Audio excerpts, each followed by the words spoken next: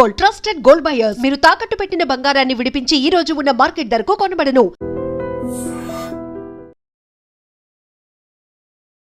Video journalism develop అయ్యి YouTubes channels వచ్చిన తర్వాత మిమ్మల్ని చేయడం ఇదే మొదటిసారి, కానీ ఇదే ఫస్ట్ టైం సార్. అదే చూడటానికి వచ్చేవాళ్ళు అస్సలు నాలెడ్జ్ లేకుండా వచ్చి మాట్లాడేవాళ్ళు.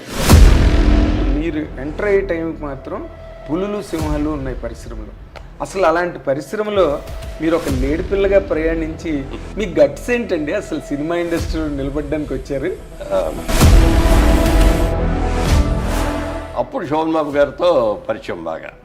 ఆయన అన్నాడు ఒక రోజున, బాగున్నారు కదా మీరు, ఎందుకు ట్రై చేయరు సినిమాకి, బాగుంటుందండి మీరు రండి అన్నాడు. ఎక్కడెక్కడ దూరంగా చూశాను తప్ప డైరెక్ట్గా కలవటం అనేది, ఫేస్ టు ఫేస్ కలవడం. వెళ్ళేటప్పటికి మేకప్ రూమ్లో టచ్ అప్ చేసుకున్నట్టు చూశాను.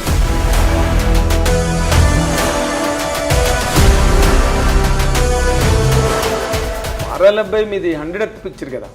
నాకు still I remember that poster. అవును, శతచిత్ర నటుడు మురళీమోహన్ నటించిన 100వ చిత్రం. మీ ఎర్నింగ్స్ అన్ని ఎక్కడ ఇన్వెస్ట్ చేస్తున్నారు మురళీమోహన్ గారు? అక్కడ పడింది. ఆ వచ్చిన అడిగిన మాట పడితే ఏమంటే నాకు బిజినెస్ ఇంట్రెస్ట్ అండి, నేను సినిమా ఇంట్రెస్ట్తో రాలేదు, మిగిలిన అన్నీ చాలా బాగుంది మీరు చెప్పిన, ఈ రెండు మాత్రం మీరు తప్పు చేస్తున్నారు అన్నాడు. అదేమిటి అన్న, వాళ్ళు ఎవరో కష్టపడి సంపాదించి ఇస్తారంటే నీ అంత ఎర్రాడు ఎవరు? ఆయన అన్నట్టే రూపాయి ఎగ్గొట్టినోడు లేడు, కృష్ణ గారికి రూపాయి సరిగ్గా ఇచ్చినోడు లేడు అని ఒక సామెత. మరి ఎంత డబ్బు తీసుకొచ్చి పెడుతున్నాడు నిర్మాత. అవును, మీరు అవును. ఫస్ట్ ఖర్చు పెట్టేదంతా ఆయన, ఆఖరణ చిల్లర ఎత్తుకునేది ఎవరంటే ప్రొడ్యూసర్. తర్వాత ఇంకోటి, ఇప్పుడు కృష్ణ గారికి రామారావుకి మధ్యలో రిఫ్ట్ రావడం, వాళ్ళిద్దరి మధ్య డిఫరెన్స్ ఎవ్వడికి ఏమీ తెలియదు సార్. యాక్చువల్గా నాకు కూడా దాంట్లో అవును, కృష్ణుడు గట్ట పాయింట్ డౌటెడ్ సినిమాలోకి వెళ్ళడం అన్నది అప్పుడు జరిగింది. కానండి అసలు ఆవిడ డిజాస్టర్లోకి వెళ్ళిపోయి చాలా సంవత్సరాలు అయింది. ఎందుకంటే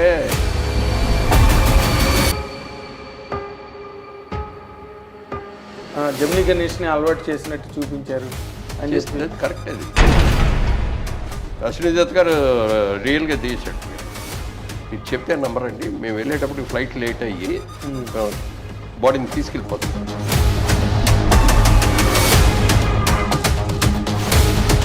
లేబర్ మాత్రం అంట మూడు, అమ్మ సావిత్రమ్మ చచ్చిపోయావా సావిత్రమ్మ అంట కాళ్ళు ఏడుస్తున్నారు. అంటే బతుకున్నప్పుడే చచ్చిపోయిన వాళ్ళ లెక్కలో ఉండకుండా చనిపోయిన తర్వాత కూడా బతుకున్నాడు.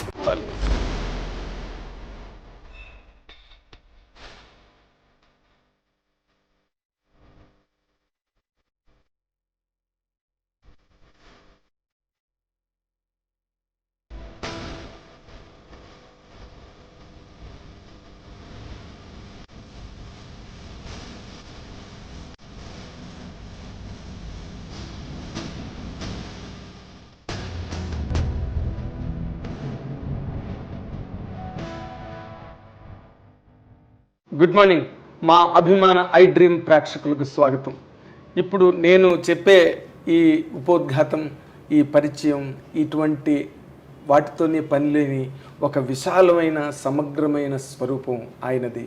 ఆయన మాటల్లోనే చెప్పాలంటే ఆయన జీవితం ఒక తెరచి ఉంచిన పుస్తకం.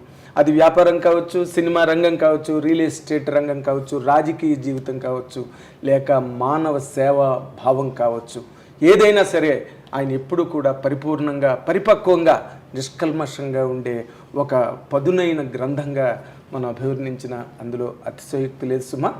ఆయన పేరే మురళీమోహన్ గారు. మనందరికీ చిరపరిచితమైన మన అభిమాన నటుడు మురళీమోహన్ గారితో ఇప్పుడు మనం మాటామంతి కార్యక్రమం జరగబోతున్నాం. Good morning sir.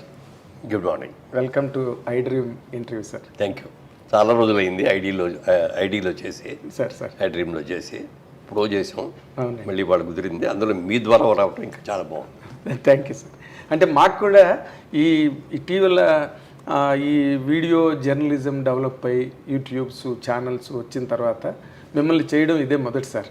ఎందుకంటే మేము మ్యాగజైన్స్లో పనిచేసినప్పుడు నేను మీ గురించి చాలాసార్లు రాశాను, కానీ ఇదే ఫస్ట్ టైం సార్. అదే జనరల్గా ఏమవుతుందంటే ఈ మధ్యన బోర్ కొట్టేస్తుంది. వచ్చే వాళ్ళు ఇంటర్వ్యూ చేయడానికి వచ్చేవాళ్ళు అస్సలు నాలెడ్జ్ లేకుండా వచ్చి మాట్లాడేవాళ్ళు అవుతున్నారు. మీరు చెప్పేయండి సార్ అంటారు. నేను చెప్తే ఏమవుతుందంటే నా గురించి నేనే సొంతగా భావించుకున్నట్టు ఉంటుంది. అలాగే కాకుండా ఇప్పుడు మీలాంటి సీనియర్స్ అడిగారు అనుకోండి, నేనేంటో నా ఇదేంటో అన్నీ తెలుసు, మీరు యూ కెన్ క్వశ్చన్ మీ, అవును. I will answer definitely. అవును సార్, అవును. అలా ఉండాలి కదా తప్ప, లేకపోతే మీరు సినిమాల్లోకి ఎలా వచ్చారు ఇప్పుడు అవసరమా? అదే కదా, మీరు సినిమాల్లోకి వచ్చారు అన్న దాని మీద ఒక ఆసక్తికరమైన అంశాన్ని ఏదైనా కనుక మనం అడగగలిగితే, మీరు నిజంగా దాని మీద చెప్తే 100% ప్రేక్షకులకి అది ఆసక్తికరంగా ఉంటుంది. ఓకే, అందుకని మీ ఐ డ్రీమ్ ప్రేక్షకులందరికీ ఇంట్రెస్టింగ్గా ఉండేటట్టుగా చేయండి దీన్ని. Thank you very much sir, thank you. ఇప్పుడు నార్మల్గా మీది ఒక 50 ఏళ్ల సినిమా జీవితం. మీరు సినిమా ఇండస్ట్రీలోకి ఎంటర్ అయినప్పుడు బేసిక్గా అందరూ అతిరథ మహారథులు ఉన్నారు సినిమా ఇండస్ట్రీ నిండా. రామారావు, నాగేశ్వరరావు, కృష్ణ గారు, సోహన్ బాబు, కృష్ణరాజు గారు. మీ తర్వాత వచ్చిన తరం అనుకోండి చిరంజీవి గారు వాళ్ళు. బట్ మీరు ఎంటర్ అయ్యే టైంకి మాత్రం పులులు సింహాలు ఉన్నాయి పరిశ్రమలో. అసలు అలాంటి పరిశ్రమలో మీరు ఒక లేడి పిల్లగా ప్రయాణించి మీ గట్స్ ఏంటండి? అసలు సినిమా ఇండస్ట్రీలో నిలబడడానికి వచ్చారు. నేను యాక్చువల్గా సినిమా ఇండస్ట్రీలోకి రావాలని రాలేదు. నేను చిన్నప్పటి నుంచి కూడా నేను మంచి బిజినెస్ మ్యాన్ అవ్వాలని కోరుకున్నాను. అందుకేనేమో చదువు ఇంటర్మీడియట్ తాపియాల్సి వచ్చింది నాకు, వంట పట్ల చదువు. అంటే చదివేవాడిని, చాలా కష్టపడి చదివేవాడిని, మార్కులు వచ్చాయి కాదు. పరీక్ష రాసే దగ్గరికి బాగా తెలిసింది కూడా మర్చిపోయేవాడిని. ఇది మనకు కుదరదులే అని చెప్పి ఇంటర్మీడియట్ తాపేసేసి. అంటే అప్పుడు మీ ఇంట్లో మీకు ఏ రకమైన వ్యతిరేకత రాలేదండి చదువుకోకుండా వ్యాపారంలో? లేదు లేదు లేదు. అంటే మా ఫాదర్కి నన్ను ఏదో ఇంజనీరింగ్ చేయాలని ఇట్లా ఏవో ఊహలు ఉండేవి. ఆయన అందుకని నేను ఇంటర్మీడియట్ రావగానే సీట్ల కోసం అని ఆయన అరేంజ్ చేసి పెట్టు కూర్చున్నారు. మన ఆలోచన వేరుగా ఉంది కదా, అందుకని దాంట్లో ఇది అవ్వాల. ఫాదర్కి అప్పటికే బిజినెస్ ఉంది. ఆదిలాబాద్ డిస్ట్రిక్ట్లో ఫారెస్ట్ కాంట్రాక్టర్ అయినా. టింబర్ అంతా కూడా ఆక్షన్స్లో పాడి అడవిని ఇంత ఏరియా వేస్తారా, అడవిలో పాడితే దాంట్లో ఉన్న చెట్లు మనకు కావాల్సి మనం కొట్టుకొని తెచ్చుకోవచ్చు అనమాట. అప్పుడు వాల్యుబుల్గా ఉన్నాయి ఏయో 2-3 రకాల టీక్ మెయిన్, మిగిలిన ఏమైనా ఉన్నా కూడా పెద్ద చెట్లు ఉన్నా అది అంటే మనకి గిట్టుబాటు కావు. దాన్ని కొట్టి దాన్ని అక్కడి నుంచి ట్రాన్స్పోర్ట్ చేసి ఆ దమ్మితే వచ్చే రేట్ అవి గిట్టదు. అందుకని అవన్నీ వదిలేసేవాడు, ఓన్లీ టేక్ కొట్టే చేసేవాడు అనమాట. అది నాన్నగారికి మొదటి నుంచి కొంచెం రాజకీయాల మీద ఇంట్రెస్ట్ ఉండేది. స్వాతంత్ర సమర యోధుడు ఆయన. ఇక్కడికి వచ్చి బిజినెస్ చేసే రోజుల్లో కూడా అటే ఎక్కువ ఉండేది ఆయన ఆలోచన. సో బిజినెస్ అంతా గుమస్తాల మీద వాళ్ళ మీద పడేసి ఉండేది అనమాట. నేను చూసి కొంచెం ఒక్కోసారి ఇబ్బంది పడేవాడిని, నేను ఇది సరిగ్గా చేయట్లేదు అని. అందుకని సమ్మర్ హాలిడేస్ రాగానే ఇమీడియట్గా నేను ఇక్కడికి వచ్చేసి ఆదిలాబాద్ డిస్ట్రిక్ట్కి వెళ్ళిపోయి సెలవులు అయ్యే వరకు కూడా అక్కడే ఉండి ఫారెస్ట్లో ఉండి వర్క్ చేయించి చాలా స్పీడ్గా చేయించేవాడిని. అదే నాన్నగారి ఫ్రెండ్స్ అందరూ కూడా అడిగారు, ఏమండి మాధవరావు సాబ్ ఏంటిది అంత చిన్న కుర్రాన్ని తీసుకొచ్చి అడవుల్లో తిప్పుతున్నారంటే నేనేం చేయను వద్దానని చెప్పిన వాడు ఇంటలేదు, వాడికి ఇంట్రెస్ట్, అందుకే చేయని అన్న. సో ఎప్పుడైతే ఈ ఇంటర్మీడియట్ కూడా ఫెయిల్ అయింది అనుకున్న తర్వాత ఇది మనకి పట్టదులే, వెళ్ళిపోయి నాన్నగారి బిజినెస్లోకి వెళ్ళిపోదామని ఫాదర్ బిజినెస్లోకి వెళ్ళాను. అట్లా ఒక 5-6 సంవత్సరాలు చేశాను ఆ బిజినెస్. చేసిన తర్వాత ఇంట్లో ఆడపిల్లలు పెళ్ళిళ్ళు అయిన తర్వాత ఏదైనా కానీ నేను బిజినెస్ ఇండివిజువల్గా చేద్దాం అనుకునే టైంకి డబ్బులు లేవు. వ్యాపారం చేద్దామంటే డబ్బులు లేదు, క్యాపిటల్ లేదు. ఉద్యోగం చేద్దామంటేనేమో డిగ్రీ లేదు. ఏం చేయాలి అనుకున్న టైంలో ఒక మంచి ఆఫర్ ఇచ్చారు మా చిన్నాన్నగారు ఒక ఆయన, గుత్తా మాణిక్యాలరావు గారు అని. ఆయనకి ఏలూరులో కిసాన్ ఇంజనీరింగ్ కంపెనీ అని చాలా పెద్ద షాప్ ఉండేది. Oil engines, electric Motors, tractors ఇవన్నీ కూడా డీల్ చేసేవాడు ఆయన. నేను బెజవాడలో బ్రాంచ్ పెడదాం అనుకుంటున్నాను రా, నువ్వు వర్కింగ్ పార్ట్నర్గా చేస్తావా అన్నాడు. తప్పకుండా చేస్తానండి అన్న. నెలకు 100 రూపాయలు జీతం ఇస్తాను, 15 పైసలు లాభాల్లో వాటా ఇస్తాను అన్నాడు. ఆయన దాంట్లో ఇంకో పార్ట్నర్ కూడా అయ్యన్న గారని, వాళ్ళిద్దరూ ఉన్నారు. నన్ను వర్కింగ్ పార్ట్నర్గా చేసుకున్నాను. వెంటనే నేను ఓకే అన్నాను, జాయిన్ అయిపోయాను. బాగా కష్టపడి పనిచేశాను. మంచి ప్రాఫిట్స్ కూడా కంపెనీకి తీసుకొచ్చాం. ఓ స్టేజ్ అయిన తర్వాత 3 ఏళ్ళు అయిన తర్వాత మా చిన్నాన్నగారు పిలిచి ఒక రోజున అడిగారు, రే నాకు ఇది కూడా చేసుకోవటం నాకు కుదరట్లేదు, ఎవరో అడుగుతున్నారు షేర్ ఇచ్చేయమని. నేను వాళ్ళు ఎవరికైనా ఇచ్చే ముందు నీకు ఆఫర్ ఇవ్వాలి కదా, నీకు ఇస్తున్నాను ఆఫర్, నువ్వు తీసుకుంటావా అన్నాడు. నా దగ్గర డబ్బులు ఉంటే ముందే పెట్టుబడి పెట్టేవాడిని కదా, నా దగ్గర డబ్బులు లేవు కదా అన్న. అంతా అది ఆలోచించుకో, మరి 1 వారం రోజులు టైం ఇస్తాను, నువ్వు ఏదైనా తీసుకోగలిగి ఫైనాన్స్ చేసుకోగలిగితే వచ్చాడు, నువ్వు కాదంటే మాత్రం వేరే వాళ్ళకి ఇచ్చేస్తాను అన్నాడు. ఇంటికెళ్ళి కూర్చొని ఆలోచిస్తున్నా ఏం చేయాలని. మావిడి కనిపెట్టి మ్యారేజ్ అయిపోయింది. విజయవాడ బిజినెస్ చేస్తున్న రోజుల్లోనే మ్యారేజ్ అయిపోయింది. అంటే 63లో బిజినెస్ మొదలు పెట్టాం, 65లో మ్యారేజ్ అయింది. ఇది 67 ఆ టైంలో ఇది ఆయన అడిగినప్పటికీ ఏంటి ఆలోచన అంటే ఏం లేదు అన్న కానీ కనిపెట్టేసింది. ఏదో సంథింగ్ అని చెప్పండి ఏముంది అని అంటే ఇట్లా చిన్నాన్న గారు ఈ ఆఫర్ ఇచ్చారు, మరి దాని నా దగ్గర డబ్బులు లేవు కదా, నేను ఎట్లా తీసుకోవాలి, అందుకని వద్దని చెప్పాను అన్న. అంటే అదేంటది, నాకు పెళ్ళికి మా పేరెంట్స్ నాకు 5 ఎకరాలు ఇచ్చారు కదా, 5 ఎకరాలు అమ్మేస్తాం, అమ్మేసి ఆ డబ్బుతో పెట్టడం నథింగ్ డూయింగ్. ఆడపిల్ల ఆస్తుల్ని మేము చేసుకోవటం అనేది నేను సంపాదించి చేయాలి తప్ప నీ పొలం మీ వాళ్ళు పెంటెంటాలు ఇచ్చిందా అది అమ్మడం చేయటం ఏంటని వద్దన్నా అనమాట. వద్దన్నా కూడా నన్ను కన్విన్స్ చేసింది. కన్విన్స్ మీరేమో రావద్దు, మీరు ఎవరిని అడగొద్దు. నేను మా ఇంటికి వెళ్ళి మా అమ్మ నాన్నగారిని మాట్లాడి, అప్పటికి ఫాదర్ లేరు, ఫాదర్ చనిపోయారు, చిన్నాన్నగారు ఉన్నారు. చిన్నాన్నగారు మా తాతగారు వాళ్ళతో మాట్లాడొస్తాను నేను. వాళ్ళందరూ అభ్యంతరం పెట్టకపోతే ఇది చేస్తామండి. వాళ్ళు అదేంటమ్మా బుద్ధిమంతుడు కుర్రాడు బాగా చేసుకుంటున్నాడు, బిజినెస్ కోసమే కదా అడిగింది, దేనికోసం కదా అని చెప్పి వెంటనే అమ్మేసి ఆ డబ్బులు ఇచ్చారు. మరి ఆవిడే స్వయంగా అసలు ముందు ఆఫర్ ఇచ్చింది. వాళ్ళు కూడా వాళ్ళ పేరెంట్స్ కూడా ఎవ్వరు కూడా ఇంకో 2 మాటలు లేకుండా ఇమీడియట్గా అమ్మేసేసి ఆ క్యాష్ ఇచ్చారు. ఆ డబ్బు తీసుకెళ్ళి ఆ చిన్నాన్న గారికి ఇచ్చేసి ఆయన షేరు ఇంకో 35 పైసలు నేను తీసుకున్నాను. ఈ 15 పైసలకి 50 పైసలు 50% షేర్ పడ్డారు. అయ్యన్న గారు ఆయన 50 నాకు 50, మేము ఇద్దరమే పార్ట్నర్స్. ఇక అక్కడి నుంచి బిజినెస్ని బాగా రోరింగ్ సక్సెస్ చేసాం. Okay, day and night work చేసి బాగా చేసి. అంటే అగ్రికల్చర్ పంప్ సెట్స్ అంటే విలేజెస్కి వెళ్ళి రైతుల దగ్గర మాట్లాడి వాళ్ళతో కన్విన్స్ చేసి ఆ బిజినెస్ చేయాలి, వాళ్ళకి ఎక్స్ప్లెయిన్ చేయాలి. అంటే మాకు దగ్గర బ్రాండెడ్ తక్కువ ఉండేవి. బ్రాండెడ్ అంటే అప్పుడు కిర్లోస్కర్ ఆయిల్ ఇంజన్స్ అనేది పెద్ద బ్రాండ్, దాన్ని ఎవరి దగ్గరికి వెళ్ళకర్లా, నెలకాళ్ళ 5 ఇంజన్లు కోటా ఇచ్చేవారు, అది ఆటోమేటిక్గా ఎక్కడ కూర్చొని అయిపోయేది. ఇంకా అదర్ మోటార్స్కి వచ్చినప్పటికి కొన్ని వాళ్ళు కిర్లోస్కర్ మోటార్స్ మాట్లాడడం తర్వాత కొన్నాళ్ళు క్రాంప్టన్ మోటార్స్ వాడాం.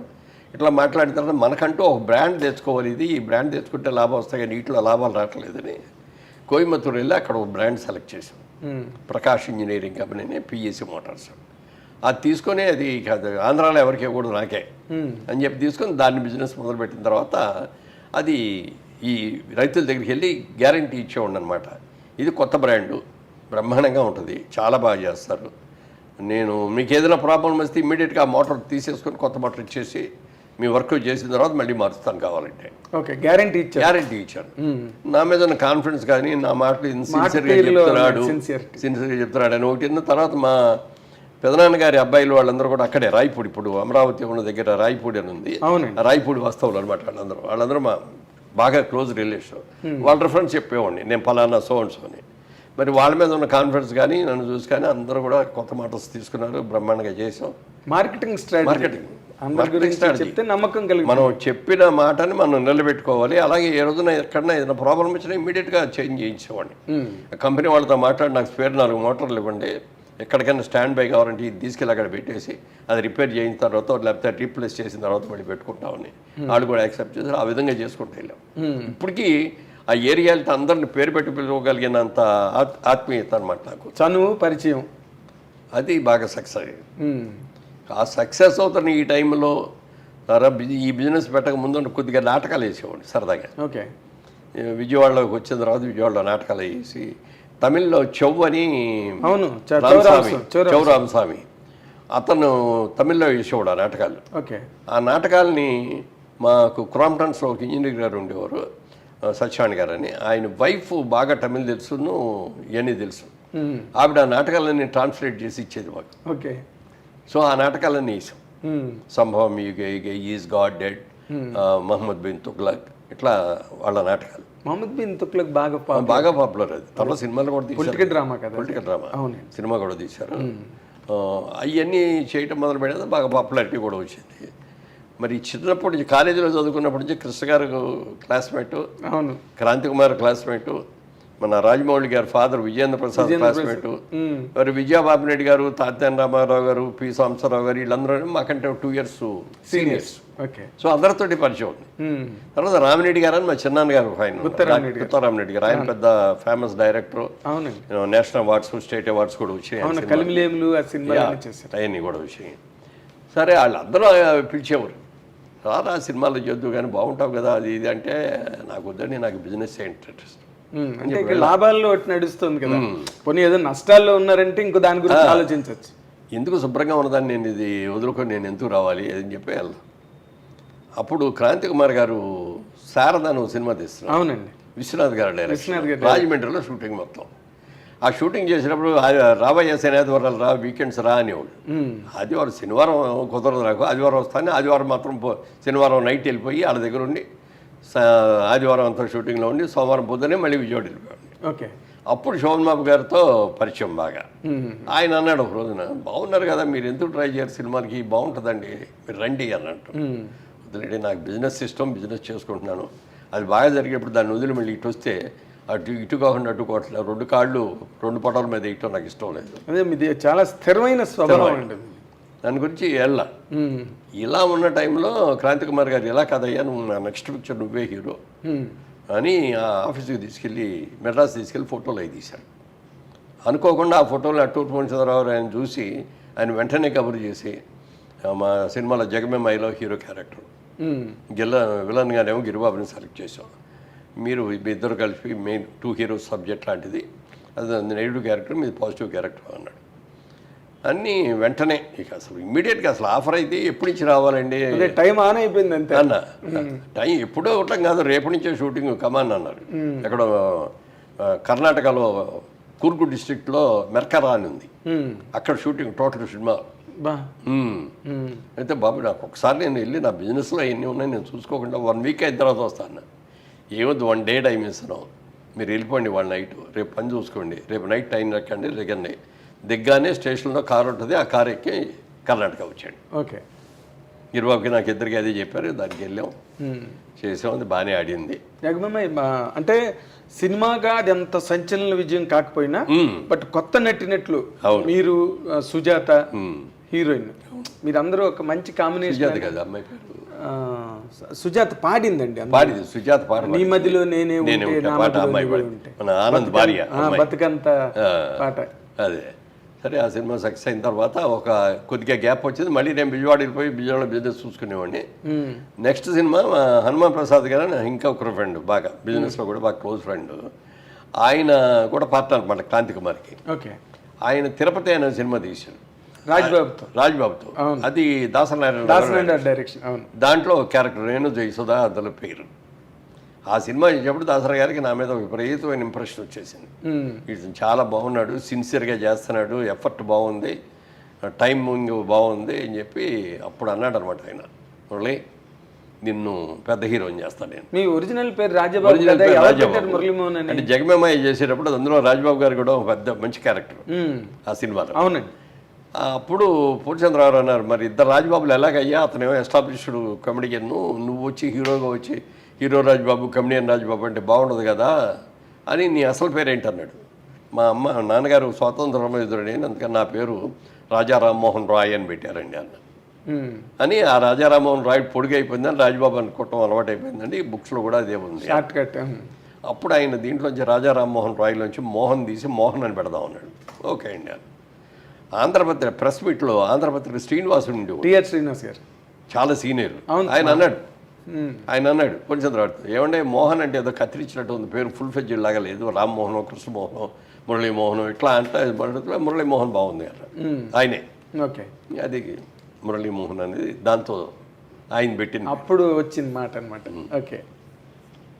సో ఇది చేసినప్పుడు దాసరా గారిని మాట ఇచ్చాడు నా సినిమాల్లో, ఆయన అప్కమింగ్ అప్పుడు. అవును సార్, 2 సినిమాలు ఇది 3వ సినిమా, అది 2-3 వచ్చినాయి. 2 తాత మనవడు వచ్చింది, దాని తర్వాత చదువు సంస్కారం అనేది చదువు సంస్కారం, ఇది 3వ సినిమా. ఆయన అంత ఎర్లీ స్టేజ్లో ఉండగానే ఆయన ఇచ్చాడు మాట. ఆ 2 సినిమాలు పెద్ద హిట్లు అయినాయి. సో చెప్పాడు, ఆయన చెప్పినట్టుగా చాలా సినిమాలు, ఆయన సినిమాలని దాసరా గారి సినిమాల్లో అనేక క్యారెక్టర్లు. అసలు మ్యాక్సిమం ట్రావెల్ కదా మీకు. సో ఇండివిజువల్గా నాకు ఒక ఇమేజ్ తీసుకొచ్చింది దాసరా గారే. ఆ దాసరా గారు చేస్తున్న రోజుల్లో పీతాంబరం గారు అని ఎన్టీ రామారావు గారి భక్తవత్సలం పీతాంబరం. ఆ పీతాంబరం గారు వచ్చి, నేను ఇట్లా హిందీ సినిమా యాదవ్కి భారత్ కొన్నానండి, తెలుగులో తీస్తున్నాను, 3 హీరోలు, దాంట్లో ఎన్టీ రామారావు ఒక హీరో, బాలకృష్ణ ఒక హీరో, ఇంకో హీరో క్యారెక్టర్ ఉందండి, మధ్య అన్నయ్య, 3 అన్నదమ్ముల్లో ఆయన పెద్ద మధ్యవాడు అనేప్పటికే. అలాగేనండి అన్న, ఎన్టీ రామారావుతో అంటున్నారు నేను అప్పటికి ఇండస్ట్రీకి వెళ్ళా కానీ ఏ రోజున ఆయన నేను కలుసుకోలే, ఎక్కడ అవకాశం రాలా. ఎన్టీ రామారావు మనకు తెలుసు, ఆయనకి నేను తెలియదు కదా. వాళ్ళు ఆ కండిషన్ పెట్టారు, మేము తీసుకెళ్తామండి రామారావు దగ్గరికి, ఆయన చూసిన తర్వాత ఆయన ఓకే అంటే క్యారెక్టర్ మీకే, కాదు అంటే మాత్రం ఉండదండి. పదండి అన్న.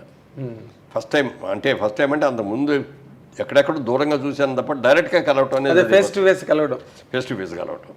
వెళ్ళేటప్పటికి మేకప్ రూమ్లో టచ్అప్ చేసుకున్నాడు, చూశాడు. చూడటం అయింది. తలుపు దిగాను, రండి బ్రదర్ మురళీమోహన్ గారు అన్నారు. ఆయన ఇంత పెద్ద హీరోయిన్ నన్ను గారు అని మరి పిలిచాడని వెళ్ళిపోయి నాకు తెలియకుండా వెళ్ళి కాళ్ళకి పాదాలకి దండం పెట్టిస్తాను వెళ్ళి. అదేలేండి, ఆయన రూపం అలాంటిది. రూపం అసలు చూడగానే, ఆ ఫిగర్ని చూడగానే ఏదో దేవుణ్ణి కృష్ణుడిని చూసిన ఫీలింగ్ లాగా వచ్చేసి కాళ్ళ దండం పెట్టాను. బ్రదర్ మీ గురించి విన్నాం, బాగా చేస్తున్నారు, మంచి క్యారెక్టర్ ఇందులో. నా క్యారెక్టర్కి ఇంకా డ్యూయట్లు లేవు, హీరోయిన్ లేదు, మీకు హీరోయిన్ డ్యూయట్లు అన్నీ మీకే. మా బాలయ్యకేమో స్టేజ్ ఇది గిటారిస్టు, అది స్టేజ్ సాంగ్లో ఉన్నాయి అతనికి, అది అని చెప్పాడు. మీ ఆశీస్సులు ఉంటే తప్పకుండా సార్ అంతకంటే కావాల్సిందే ఉందన్నాను. అది 2 months 3 months జరిగింది షూటింగ్. ఎక్కడో స్వర్గలోకంలో సంచరిస్తున్నట్టుగా ఉండేది నాకైతే. అంతే కదా, రామారావుతో కాంబినేషన్. Early career. బాలకృష్ణ అప్పటికి అతనిది కూడా ఎర్లీ కెరీరే. కాకపోతే ఎంజీఆర్ గారు వచ్చి ఇది కొట్టడం, క్లాప్ కొట్టడం. ఎంజీఆర్ గారి పక్కన, రామారావు గారి పక్కన, నాగేశ్వరరావు గారి పక్కన హీరోయిన్ చేసిన లత హీరోయిన్ నాకు కాంబినేషన్. అప్పట్లో బాగా క్రేజ్ కదండి, క్రేజ్ అమ్మాయి. ఇవన్నీ చూస్తే అబ్బా అనిపించింది అనమాట. జాక్పాట్ తగిలింది, పెద్ద సక్సెస్ అయింది. నేను తీసుకున్న ఫస్ట్ షీల్డ్ కూడా 100 days షీల్డ్ కూడా అదే. Okay okay. కన్నదమ్మలని ముందు అంటే ఇన్ జనరల్గా ఓకే, మీ అదృష్టం ఫలించి టక్మని రామారావు పక్కన క్యారెక్టర్ పడడం, మీరు చేసిన సినిమాలు దాసరి గారితో 1, 2, 3 బాగా ఆడడం, ఇవన్నీ ఒక ఎత్తు అయితే సార్, మీరు సినిమా ఇండస్ట్రీలో కాంపిటీషన్ అన్న దాంట్లో మీరు ఎక్కడైనా ప్రాబ్లం ఫేస్ చేశారండి? అంటే మీ క్యారెక్టర్లు ఇంకోళ్ళకి వెళ్ళిపోవడం, లేకపోతే మీకు ఇద్దాం అనుకున్న క్యారెక్టర్లు వేరేగా రాజకీయాలు జరిగి మారిపోవడం, అలాంటి సందర్భాలు ఒక్కసారి కూడా జరగలేదండి. ఎందుకంటే రామారావు సినిమాలు రామారావు, నాగేశ్వరరావు గారి సినిమాలు నాగేశ్వరరావు గారు. ఆ తర్వాత చూసుకొని శోభన్ బాబు గారు అప్పటికే బిజీ హీరో, కృష్ణ గారు అంతకంటే పెద్ద హీరో, యాక్షన్ హీరో అయిపోయాడు. కృష్ణరాజు గారు కూడా ఇది. నెక్స్ట్ ఎవరో అంటే నేనే. ఆ 3, 5 అయిన తర్వాత నెక్స్ట్ 6వ పొజిషన్ అన్నమాట అప్పుడు నాకు. అవును, థర్డ్ ఆర్డర్లోకి వచ్చాము. బాగానే జరిగినాయి, సక్సెస్లు వచ్చినాయి బాగా. బొమ్మరిల్లు అని చిన్న సినిమా, బ్లాక్ అండ్ వైట్, బాపిరెడ్డి గారిది, పెద్ద హిట్ అయింది. ఎన్టీ రామారావు సినిమాలు ఇది 2 ఒకే రోజు రిలీజ్ అయితే అది ఎంత కలెక్ట్ చేసింది, ఇది కూడా అంత కలెక్ట్ చేసింది. అవును, బొమ్మరిల్లు చాలా 4.5 లక్షలతో తీసాడు అప్పుడు ఆ రోజు నా సినిమా, బ్లాక్ అండ్ వైట్, పెద్ద హిట్ అయింది. తర్వాత నేను వారాల అబ్బాయిని తీయటం కానీ ఇవి కానీ కంటిన్యూస్గా హిట్స్ బాగా వచ్చినాయి. వారాల అబ్బాయి మీది 100th పిక్చర్ కదా, నాకు still I remember that poster. అవును, శతచిత్ర నటుడు మురళీమోహన్ నటించిన 100వ చిత్రం వారాల అబ్బాయిని పోస్టర్ సార్. చాలా విత్ ఇన్ 2 yearsలో 100 పూర్తి చేశారు. 100కి వచ్చేసారండి, చాలా ఎర్లీ. ఎందుకంటే నేను అనుకున్నది ఏంటంటే లేట్గా ఎంటర్ అయ్యాను. నేను ఎంటర్ అయ్యేటప్పటికి నాకు 33 ఏళ్ళు. ఈ సినిమాలో హీరోగా నాకు ఏమైనా ఛాన్స్ ఉంటే 10 ఏళ్ళు 15 ఏళ్ళు ఉంటుంది, అంతకంటే ఎక్కువడదు. మ్యాక్సిమం వస్తే నాకు 50 వచ్చేటప్పటికి అయిపోద్ది, కెరీర్ అయిపోద్ది. ఈ కెరీర్ అయ్యే లోపల మ్యాక్సిమం ఎంత సంపాదించాలో అంత సంపాదించాలి. ఎందుకంటే ఈ బిజినెస్ చేయడానికి, విజయవాడ వెళ్ళడానికి అవకాశం లేదు కదా, అది క్లోజ్ చేసాం. అందుకని మా పార్ట్నర్ మీరు తీసేసుకొని మొత్తం షేర్ అని అంటే మీరు లేకుండా నేను చేయలేను, నా వల్ల కాదు, క్లోజ్ చేసేద్దాం అంటే క్లోజ్ చేసేసాం. ఓకే. ఇక అందుకని ఈ 15 ఏళ్లలో మనం పూర్తి చేయాలి. నా కెరీర్ 15 కంటే ఉండదు అనుకున్నాను. నా కెరీర్ వాడికి 50 ఏళ్ళు కంప్లీట్ అయింది. అయితే ఆ రోజుల్లో అంటే మీకన్నా ముందు వచ్చిన కృష్ణ గారు ఎక్కువగా అసలు ఏడాదికి 12 సినిమాలు 14 సినిమాలు యాక్ట్ చేయడం, 3 షిఫ్ట్లు పనిచేయడం, అసలు సెట్ల్లోనే నిద్రపోతుండడం, ఆయనకి ఇంటికి వెళ్ళి పడుకో, అలాంటిది కూడా మీరు ఫేస్ చేశారండి? చేశాను. నాకు కూడా అట్లాగే అన్ని సినిమాలు వచ్చేసి ఏది వదలకూడదు అనుకున్నాను. ఎందుకంటే మన షార్ట్ పీరియడ్ కదా మన కెరీర్ అని అనుకుని అన్ని సినిమాలు, అంటే మరీ పనికిరాని సినిమాలు అయితే చేయలేదు, కానీ రీజనబుల్లీ గుడ్ సినిమాలే చేసాం. అంటే నాకు అడ్వాంటేజ్ ఏంటంటే ఓ పక్కన దాసనారాయణ గారు, ఓ పక్క రాఘవేంద్రరావు గారు, క్రాంతికుమార్ గారి సినిమాలన్నీ రాఘవేంద్రరావు గారు డైరెక్షన్. ఆయన అప్కమింగ్ ఎవరు? రాఘవేంద్రరావు గారు. ఇంకా బాబును ఇంకోటి ఏదో సోన్ బాబుతో 2 సినిమాలు, బాబు ఫ్లాప్ అండి, 2 కూడా యావరేజ్ సినిమాలు అయ్యాయి. బాబు కానీ 2 కూడా యావరేజ్ సినిమాలు అయినాయి. ఆయనతో ఆయన కాంబినేషన్లో క్రాంతికుమార్ తీసిన జ్యోతి, నేను జయసుధ హీరోయిన్స్, పెద్ద హిట్ అయింది, చాలా పెద్ద హిట్ అండి, చాలా పెద్ద. అక్కడి నుంచి ఇక క్రాంతికుమార్ గారి సినిమాలన్నీ రాఘవేంద్రరావు గారి డైరెక్షన్లో, అది తర్వాత కళ్యాణి కాదు ప్రేమలేఖలు అయిన తర్వాత అనుకోండి జ్యోతి కల్పన ఆమె కథ ఇవన్నీ వరుసలు వచ్చేసి తర్వాత దుఃఖపడి మనసురావు గారి అన్నపూర్ణ బ్యానర్లో ప్రేమలేఖలు మేమే ఒక బ్యానర్ పెట్టాం అప్పుడు.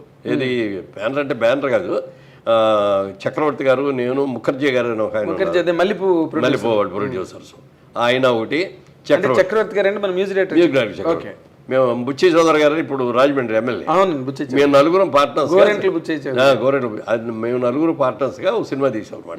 దాని పేరు నిప్పులాంటి నిజం. దానికి కూడా డైరెక్టర్ రాఘవేంద్రరావు గారి, నేను హీరోను, రాజ్యలక్ష్మి శంకరాభరణం హీరోయిన్. అది రెండో సినిమా. శంకరాభరణం రిలీజ్ అవగానే రాఘవేంద్ర గారు ఈ అమ్మాయి బాగుంది కదా కొత్త అమ్మాయి అని చెప్పి అది తీసాం అనమాట. అది సక్సెస్ అయింది. రావుగోపాలరావు గారిది కూడా చాలా మంచి క్యారెక్టర్ దాంట్లో. అట్లా కెరీర్ అంటే ఇందులోని మీరు గమనించుకుంటే సార్, ఇప్పుడు మీరు ఎప్పుడు మీరు చెప్పినట్టుగా నేనేం అంత హైలీ టాలెంటెడ్ పర్సన్ కాదు, సగటు నటుడిని అని మీరు చెప్పడం అండి. కానీ మీకు వచ్చిన సక్సెస్లు కానీ లేకపోతే మీ రైజ్ చాలా ఫాస్ట్ రైజ్ ఫిల్మ్ ఇండస్ట్రీలో, అది కూడా కంటిన్యూటీ, ఎక్కడ బ్రేక్లు అయిపోకుండా అలా వరుసగా. దీన్ని మీరు దేనికి ఆపాదిస్తారు sir? Are you lucky man? అది కలిసి వచ్చాయా పరిస్థితులు మీకు, లేకపోతే మీరు వాటిని అనువుగా మలుచుకున్నారా? ఒక విధంగా అనువుగా మలుచుకోవటమేనండి. మొదటి నుంచి కూడా నా ఇదేంటంటే ఎవరు ఏ పని చేసినా ఆ చేసే పని ఇష్టపడి కష్టపడి చేయాలనేది నా పాలసీ. ఓకే. నేను బిజినెస్ చేసే రోజుల్లో కూడా బాగా ఇష్టపడి కష్టపడి చేశాను, సక్సెస్ అయ్యాను. సినిమాల్లో కూడా మనం ఇలాగే ఉండాలి. నాకంటే పెద్ద హీరోలు ఉన్నారు, వాళ్ళందరూ దాంట్లో నేను తట్టుకోలేను, వాళ్ళందరికీ కాదని సినిమా నా దగ్గరికి వస్తుంది అని అనుకున్న టైంలో ఏం చేశానంటే నేను అందరి హీరోలతోనూ సెకండ్ హీరోగా చేశాను. అదే ఇది చేయను అది చేయను అనుకుంటా. ఎందుకు చేశానంటే నేనే హీరోగా చేసే సినిమాని బ్లాక్ అండ్ వైట్లో లేకపోతే చిన్న బడ్జెట్ సినిమాల్లో వస్తున్నాయి. అదే రామారావు పక్కన, నాగేశ్వరరావు పక్కన, శోభన్ బాబు గారు చేస్తా అంటే కలరు, పెద్ద సినిమాలు, పెద్ద బడ్జెట్, పెద్ద బ్యానర్లు, ఎక్కువ సక్సెస్ అయ్యి. అవును, సక్సెస్ఫుల్ సినిమాలో చిన్న వేషం వేసినా పేరు వస్తుంది. మనం ఫ్లాప్ అయిన సినిమాలో త్రూఅవుట్ 100 ఫీట్ మనమే ఉన్న సినిమా వేస్ట్. అందుకని సెకండ్ హీరోలు కూడా చేసాను అనమాట. అదే అంటే మీ మెకానిజం అదనమాట. ఇది వద్దు అది వద్దు అనకుండా డైరీని ఎప్పుడు బిజీగా పెట్టుకున్నారు. అంతే, వచ్చిన హిట్స్ వచ్చినట్టు వచ్చే తప్పితే దానికోసం టైంలోకి వచ్చినప్పటికీ నాకు దగ్గర డేట్లు లేవండి. అంటే ఎందుకంటే 4 రోజులు ఇవ్వండి, మీరు ముందు ఓపెన్ చేసేద్దాం, 4 రోజులు చేద్దాం, అక్కడి నుంచి మీరు ఎప్పుడు ఇస్తే అప్పుడు అంటే వచ్చినాం. వాటి కోసం 2వ షిఫ్ట్ 3వ షిఫ్ట్ చేయాల్సి వచ్చింది. ఈ మార్నింగ్ 9 to 6 మామూలు జనరల్ షిఫ్ట్ మనకి. ఆ షిఫ్ట్ చేసిన తర్వాత 6 to 2 ఇంకో షిఫ్ట్ చేసేవాడు. మధ్యలో ఇక ఫినిషింగ్ వచ్చిన రిలీజ్కి వచ్చింది అంటే అప్పుడు 2 నుంచి మళ్ళీ 6 దాకా చేసేది. మిడ్నైట్ 2 నుంచి మార్నింగ్ 6 వరకు. చాలా హార్డ్బుల్ కదండి నిజంగా. షార్ట్ పీరియడ్లో ఇన్ని సినిమాలు చేయగలిగాం. అలాగే బిజినెస్ మైండ్ కదా మనది.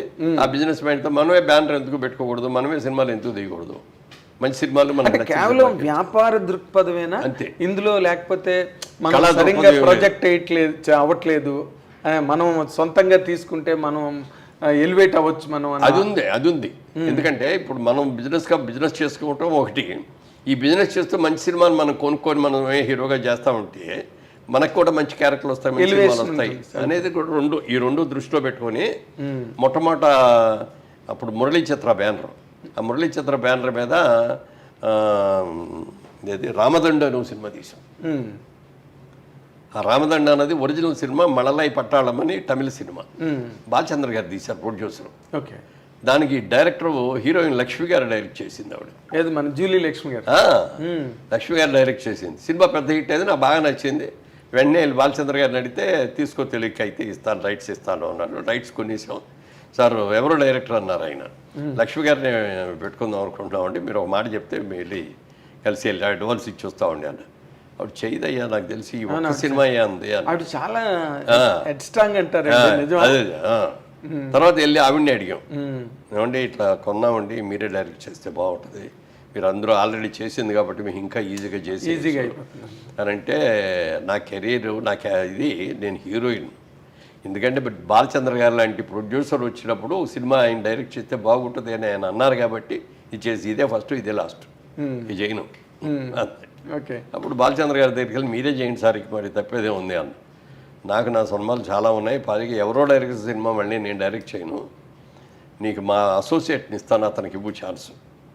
నేను ముఖ్యమైన సీన్లు, క్లైమాక్స్, సాంగ్స్ అన్నీ నేను తీస్తాను అన్న. అయితే మీ పేరు నేను దర్శక పర్యవేక్షణ అని వేసుకుంటానండి అన్న. వేసుకున్నాను. ఆ సినిమాకి అట్లా అని రోజు ఆ డైరెక్టర్ సెట్కి వచ్చేటప్పుడు వాళ్ళు ఏం సీన్లు తీస్తారని అడిగేవారు. ఆ సీన్ తీసుకొని షార్ట్ డివిజన్ కూడా ఆయనే చేసి ఇచ్చేవారు, వచ్చేసేవారు అనమాట. అది సక్సెస్ అయింది బాగా. రామ్దండు మంచి పిల్లల సినిమా అది.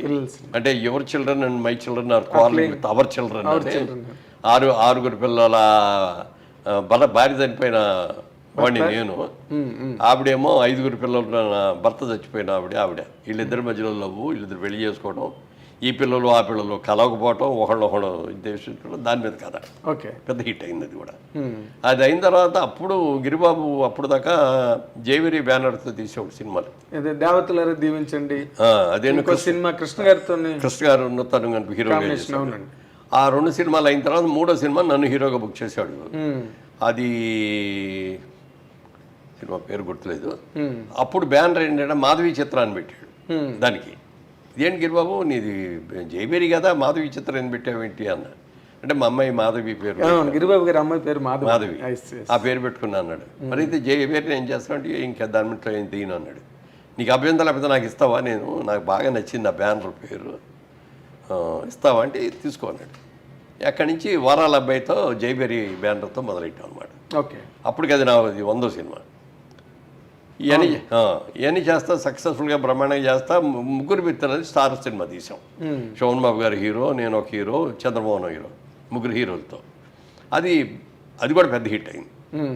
ఆ ఇదిలో మొట్టమొదటి నేను చెప్పాను కదా మీకు అని అంటూనే ఉండేవాడు శోభన్ బాబు గారు. ఆ సినిమా హిట్ అయిన తర్వాత అడిగాడు ఒక రోజున, మీ ఎర్నింగ్స్ అన్ని ఎక్కడ ఇన్వెస్ట్ చేస్తున్నారు మురళీమోహన్ గారు? అక్కడ పడింది. అడిగిన మాట పడితే ఏమంటే నాకు బిజినెస్ ఇంట్రెస్ట్ అండి, నేను సినిమా ఇంట్రెస్ట్తో రాలేదు, అందుకని నాకు నచ్చిన సినిమాలు రైట్స్ కొనుక్కుంటున్నాను, కృష్ణా జిల్లాయో లేకపోతే నైజామో ఇంకోటో ఈస్ట్ గోదావరి అట్లా కొనుక్కుంటున్నానండి. అలా కాకుండా జేబేరి బ్యానర్తో సినిమాలు తీస్తున్నాను. ఇంకో 2 డిస్ట్రిబ్యూటింగ్ కంపెనీలో షేర్ హోల్డర్ అయ్యానండి. ఒకటేమో నైజాం డిస్ట్రిబ్యూషన్ కంపెనీ, ఇంకోటేమో ఆంధ్ర డిస్ట్రిబ్యూటింగ్ కంపెనీ. ఆ 2 షేర్ హోల్డర్ అండి అన్నాడు. మిగిలిన అన్నీ చాలా బాగుంది మీరు చెప్పినాయి, ఈ 2 మాత్రం మీరు తప్పు చేస్తున్నారు అన్నాడు. అదేమిటి అన్న, వాళ్ళు ఎవరో కష్టపడి సంపాదించడానికి ఇస్తారంటే నీ అంత ఎర్రాడు ఎవరు ఉండరు కాదండి, వాళ్ళు చాలా మంచి వాళ్ళు అండి. అది ఎంత మంచి అయినా అది జరగదు, డబ్బు దగ్గర జరగదు. ఆయన అన్నట్టే 1 సంవత్సరం అయ్యేటప్పటికి ఒక కంపెనీ మూతపడిపోయింది. దాంట్లో మనం పెట్టిన పెట్టుబడి మొత్తం పోయింది. 2వ కంపెనీ అది కూడా అయింది. అది దాంట్లో పెట్టిన డబ్బు పోవటమే కాకుండా దాంట్లో అప్పుడు పార్ట్నర్ నేను ఉండేటప్పటికీ ఆ కంపెనీ చేసిన అప్పులన్నీ నా మీదకి వచ్చింది. ఇది ఇమేజిన్ పర్సన్ కదా, అంతా నా మీద వచ్చింది. ఏంటంటే నాకేంటి సంబంధం, నేను ఎప్పుడన్నా మీ మొహం నేను చూసానా, లేకపోతే నేను ఎప్పుడన్నా డిస్ట్రిబ్యూటర్ ఆఫీస్లో నేను కూర్చోవటం మీరు చూసారా? సంతకాలు పెట్టానా? నేను సంతకాలు పెట్టలేదు కదా సార్. సంతకాలు పెట్టమని కంపెనీలో మీరు పార్ట్నర్, యూఆర్ సౌండ్ పార్ట్నర్, అందుకని మీరే ఇవ్వాలి. మాటర్ గారు పిలిచి ఏంటంటే ఇట్లా అంటున్నారు, ఏంటంటే తప్పదండి వాటి ఇవ్వాల్సిందే అన్నాడు. మాటర్ గారు కూడా అది కోర్టుకు వెళ్ళినా కూడా వాళ్ళే గెలుస్తారు అన్నాడు. సార్ అప్పుడు అందరిని పిలిచి, బాబు నాకు సంబంధం లేదు, నా డబ్బులన్నీ పోయినాయి, అయినా మీరు అందరూ నా మీదకి వచ్చారు కాబట్టి ఒక కండిషన్ అయితే ఇస్తాను నన్ను చెప్పండి అన్నారు. మీరు ఎంత డబ్బు ఇచ్చారో ఆ డబ్బుకి ₹1 కూడా వడ్డీ ఇవ్వను, మీరు ₹100 ఇస్తే నేను 50 ఇస్తాను మీకు, దాంతో సరిపెట్టుకుంటానంటే నేను ఇస్తాను, నా బాధ్యత లేకపోయినా ఇస్తాను, అదేలేండి, నేను అందరూ మోరల్గా ఇస్తాను అంటే సరే అన్నాడు. ఆ ప్రకారంగా అందరికీ సెటిల్ చేస్తే అప్పుడు దాకా సంపాదించిన డబ్బంతా దీనికి సరిపోయింది. అప్పులు తీర్చడానికి అప్పుడు సోమనాథ్ గారి దగ్గరికి వెళ్ళాను, ఏమండి మీరు చెప్పిందే జరిగింది సార్, 2 కంపెనీలు మూతపడిపోయినాయి, పెట్టిన పెట్టుబడి పోగొట్టడమే కాకుండా మళ్ళీ ఎదురు కూడా కట్టాల్సి వచ్చింది అన్న అని. అప్పుడు అన్న, ఏమంటే మీరు నాకంటే సీనియర్ హీరో, నాకంటే పెద్ద హీరో, బాగా ఎక్కువ రెమ్యూనరేట్స్ తీసుకున్నారు, పెద్ద హిట్స్ సినిమాలు ఉన్నాయి, మీ ఎర్నింగ్స్ అన్ని ఎక్కడ పెడతారండి అన్నాను. ఓకే, మీరు అడిగారు? నేను అడిగా ఆయన్ని. అడిగితే అప్పుడు చెప్పాడు ఆయన, ఈ ప్రపంచంలో 3 వంతులు సముద్రం, 1 వంతే ల్యాండ్ ఉన్నది, దీంట్లో కూడా మనం మంచు పర్వతాల్లో వెళ్ళి బతకలేము, ఎడార్లు వెళ్ళి అంతకంటే బతకలేము, అందుకని నివేశ స్థలం ప్రపంచంలో ఉన్నది లిమిటెడ్. ఈ లిమిటెడ్ది భూమిని మనం పెంచలేము, దేవుడు ఏది సృష్టించాడు అదే భూమి, అంతవరకే ఉంటుంది. జనాభా చూస్తే ప్రపంచం యావత్తు ఎటు చూసినా జనం విపరీతంగా పెరిగిపోతున్నారు కదా. రాబోయే రోజుల్లో ల్యాండ్కి డిమాండ్ వస్తుంది అని చెప్పి నా ప్రతి రూపాయిని నేను ల్యాండ్ కొనేస్తాను, ఎక్కడ దొరికితే అక్కడల్లా. మెడ్రాస్ చుట్టుపక్కల అంతా ఎన్ని ల్యాండ్లు, అమ్మో 100 ఎకరాలు కొన్నాడు ఆయన. అది చేస్తాను అనగానే అది నాకు అమ్మ భలే ఇది ఆలోచన, ఇది గ్యారంటీ సక్సెస్ఫుల్ అవుద్ది, భూమిని నమ్ముకుందాం మనం కూడా అని చెప్పి అనుకున్నా. అదే మీకు కొత్త విండో ఓపెన్ అయింది అని. అప్పుడు డబ్బులు లేవు కదా, వీళ్ళందరికీ బాకీలు తీసేటప్పటికి ఏ డబ్బులో ఇస్తే రాగానే దాంట్లో 500 గజాలు 1000 గజాలు మెడ్రాస్లో అట్ట కొనడం మొదలెట్టాయి. అవన్నీ బాగా రేట్లు పెరిగింది. ఓకే. తర్వాత ఇండస్ట్రీ ఇక్కడ షిఫ్ట్ అయిపోయిన తర్వాత అప్పటికి అనౌన్స్ చేశాను, 50 ఏళ్ళు పూర్తి అయిపోయింది నాకు, ఇక నుంచి నేను హీరోగా వేయను. మీరే అనౌన్స్ నేనే అనౌన్స్ చేశాను. నా సొంత బ్యానర్లో జైపేట్లో కూడా నేను హీరో అయినా, క్యారెక్టర్ రోల్ చేస్తాను అని చెప్పి అన్నాను. అన్న తర్వాత క్యారెక్టర్ రోల్స్ ఎక్కడ వచ్చినాయి కానీ హీరోయిన్ ఫాదర్ లాగా లేడు, లేకపోతే హీరో బ్రదర్ లాగా ఉన్నాడు, ఇట్లా వచ్చింది. నా పర్సనాలిటీ నాకు మైనస్ అయ్యింది. Sir what ever it is, ఇక దీన్నే నమ్ముకుంటే మనం బతకలేము, సంపాదించిందంతా ఇటు వెళ్ళిపోద్ది అని చెప్పి అప్పుడు సోమబాబు గారు చెప్పింది గుర్తుపెట్టుకొని ల్యాండ్ బిజినెస్ చేద్దాం, రియల్ ఎస్టేట్ బిజినెస్ చేద్దాం. ఇక్కడ షిఫ్ట్ అయిపోయాం అప్పుడు. అవునండి. హైదరాబాద్కి షిఫ్ట్ అయిపోయాం కాబట్టి ఏదో ఇక్కడైతే బిజినెస్ చేసుకుంటే ఈజీ అని చెప్పి అట్లా రియల్ ఎస్టేట్లో దిగాం. ఓకే. అయితే ఇప్పుడు మీరు ఇన్ జనరల్గా మీరు ఈ మధ్యన ఇచ్చిన ఇంటర్వ్యూల్లో చాలా వాటిలో మీరు అంతా కూడా చాలా అమితమైన సంతృప్తి, అపరిమితమైన ఆత్మానందం, అక్కడ మీలోని ఒక షేడ్ ఆఫ్ డిసప్పాయింట్మెంట్ కానీ ఏమి లేవండి. అసలు మీకు జీవితంలో మీ కెరీర్లో ఎక్కడ డిసప్పాయింట్మెంట్స్ కానీ నిరాశలు కానీ ఏమి లేవండి ఏ రోజున? లేకుండా అదే అంటారా, డిస్ట్రిబ్యూటర్ కంపెనీలో పోయింది, అప్పుడు దాకా సంపాదించి ఇచ్చేసాం. అప్పుడు ఏమైనా ప్రాబ్లమ్స్ ఫేస్ చేశారు? ఏం లేదు, మనం సంపాదించిందే కాబట్టి మనం ఇచ్చేసాం, ఎవరికి ప్రాబ్లం లేదు. ఫ్యామిలీలో కూడా ఎవరైనా డిసప్పాయింట్ అలా మళ్ళీ సంపాదించుకుందాంలే అన్నాను, వాళ్ళు ఓకే అన్నారు. తర్వాత ఇద్దరు సినిమా పెద్ద బులో కొట్టింది. ఇద్దరైనా ఒక అవునండి మన మణిరత్నం గారు అవును ఇరువర్ సినిమా అసలు అంటే ఏమంటారే చాచి కొట్టే లెంపకాయ కొట్టింది, పగలు కొట్టింది. మళ్ళీ అక్కడ దాకా సంపాదించింది, మళ్ళీ దానికి వెళ్ళిపోయింది. గుడ్కాయ స్వాహ. ఇక లాభం లేదు, మన బిజినెస్ మనం చేయాలి అని చెప్పి రియల్ ఎస్టేట్లో దిగి అక్కడి నుంచి. రియల్ ఎస్టేట్లో మీకు అంటే అడుగు పెట్టిన దగ్గర నుంచి అన్ని సక్సెస్ కొన్ని కష్టాలు వచ్చి అప్పుడు పెద్ద పెట్టుబడి లేదు కదా, మీరు వెంచర్ ఒకటి కట్టి అది లాక్ అయిపోయి. అదే చెప్తున్నా, ఫస్ట్ ప్రాజెక్టు 4 పార్ట్నర్స్గా అది స్టార్ట్ చేసాం.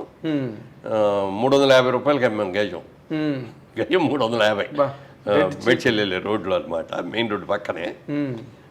ఇప్పుడు అది అక్కడ 1,00,000 రూపాయలు అయింది. అవును, అసలు టచ్ చేయలేరండి. అవును. సో అది ఎంఎం బాగానే ఉంది, అది బాగానే ఉంది అన్న తర్వాత నెక్స్ట్ ప్రాజెక్ట్ ఎక్కడ చేద్దాం అనుకున్నప్పుడు ఈ జూబ్లీ హిల్స్కి దగ్గరలో ఉన్నది మాదాపూర్లో చేద్దామని ఇక్కడ కొన్నాం అనమాట. ఇక్కడ 30-40 ఏకర్స్ కొన్నాం. కొన్ని లేఅవుట్ చేయటం, అప్పుడు బిల్డింగ్ కన్స్ట్రక్షన్ లేదు. అది 750 రూపాయలు అట్లా అమ్మాం. ఇవాళ 2 లక్షలు ఉంది అది. అవును. కొనుక్కున్న వాళ్ళందరూ బ్రహ్మాండమైన హ్యాపీ. చాలా అయ్యో మనం ఉంచుకుంటే మనకే మిగిలేదు కానీ ఏ రోజు నేను అనుకోలేదు. మన దగ్గర ఉన్న డబ్బులు కొన్నాం, డెవలప్ చేసాం, అమ్మేసాం, ఆ లాభం తీసుకున్నాం, ఇంకోటి కొన్నాం, చేసుకుంటే తప్ప ఇది ఉంచుకుందాం అనేది లేదు. సో అందుకని నా దగ్గరకు వచ్చిన కస్టమర్ ఎంత హ్యాపీగా ఉంటే నేను అంతకంటే ఎక్కువ హ్యాపీగా ఉంటాను. అదేలేండి, అంటే మీరు ఎక్కడ బ్లాక్ అవ్వలేదు, రొటేషన్లో వెళ్ళిపోయారు. తర్వాత ఏంటంటే నాకున్న టాలెంట్కి కానీ ఇది నేను మొదటి నుంచి చెప్తున్నా కదా, నేను ఒక సగటు మనిషిని అని. దేవుడు నాకు అంతకంటే ఎక్కువ ఇచ్చాడు చాలు. అవును, కోరుకున్నది కోరుకుంది కూడా ఇచ్చాడు చాలు అనుకున్నాను తప్ప అందుకని ఎక్కడ నెగిటివ్ థాట్ అనేది రాలేదు. తర్వాత నేను ఎప్పుడు పాజిటివ్ థింకింగ్, ప్రతిదీ ఏ విషయం వచ్చినా ఏ ఇష్యూ వచ్చినా పాజిటివ్గానే ఆలోచిస్తాను తప్ప నెగిటివ్గా అసలు ఆలోచించను. నాగేంద్ర కుమార్ వస్తున్నాడంటే నేను ఎందుకు వస్తున్నాడు, నన్ను ఏం అడుగుతాడు, ఏదైనా ఇది చేస్తాడా అనేది చూడను. అదేలేండి, చాలా నవ్వుతూ పలకరిస్తాను, చాలా సరదాగా గడుపుతాము.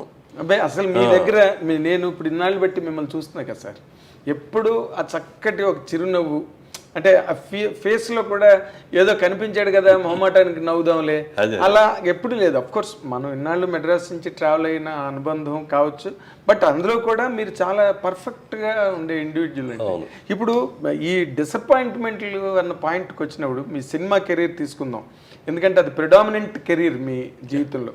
ఇవన్నీ కూడా సైడ్ థింగ్స్, రియల్ ఎస్టేట్ కానీ రాజకీయాలు కానీ ఇంకోటి కానీ.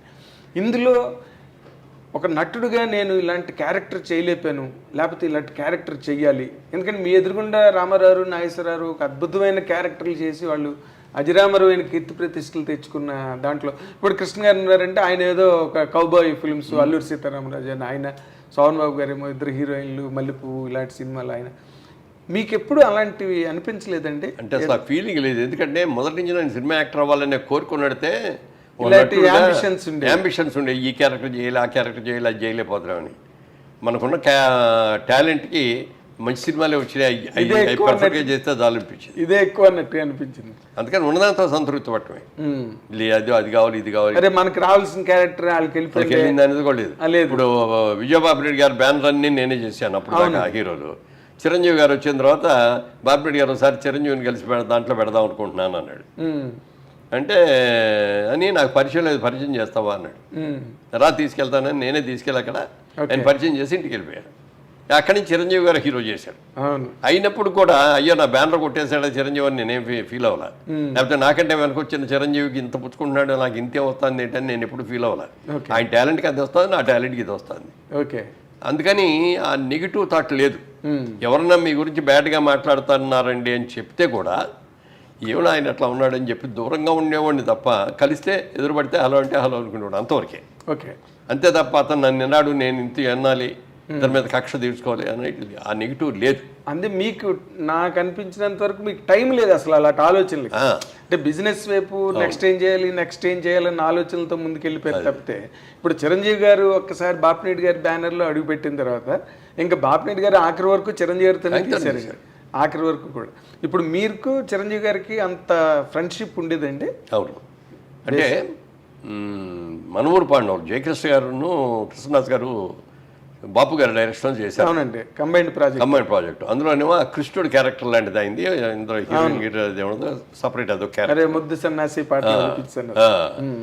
దాంట్లో ధర్మరాజ్ క్యారెక్టర్ నాకు ఇచ్చారు. భీముడేమో ప్రసాద్ బాబు, అర్జునుడేమో చిరంజీవి గారు, నకులు సహదేవుడేమో పేరు లేదు గుర్తులేదు వాళ్ళు.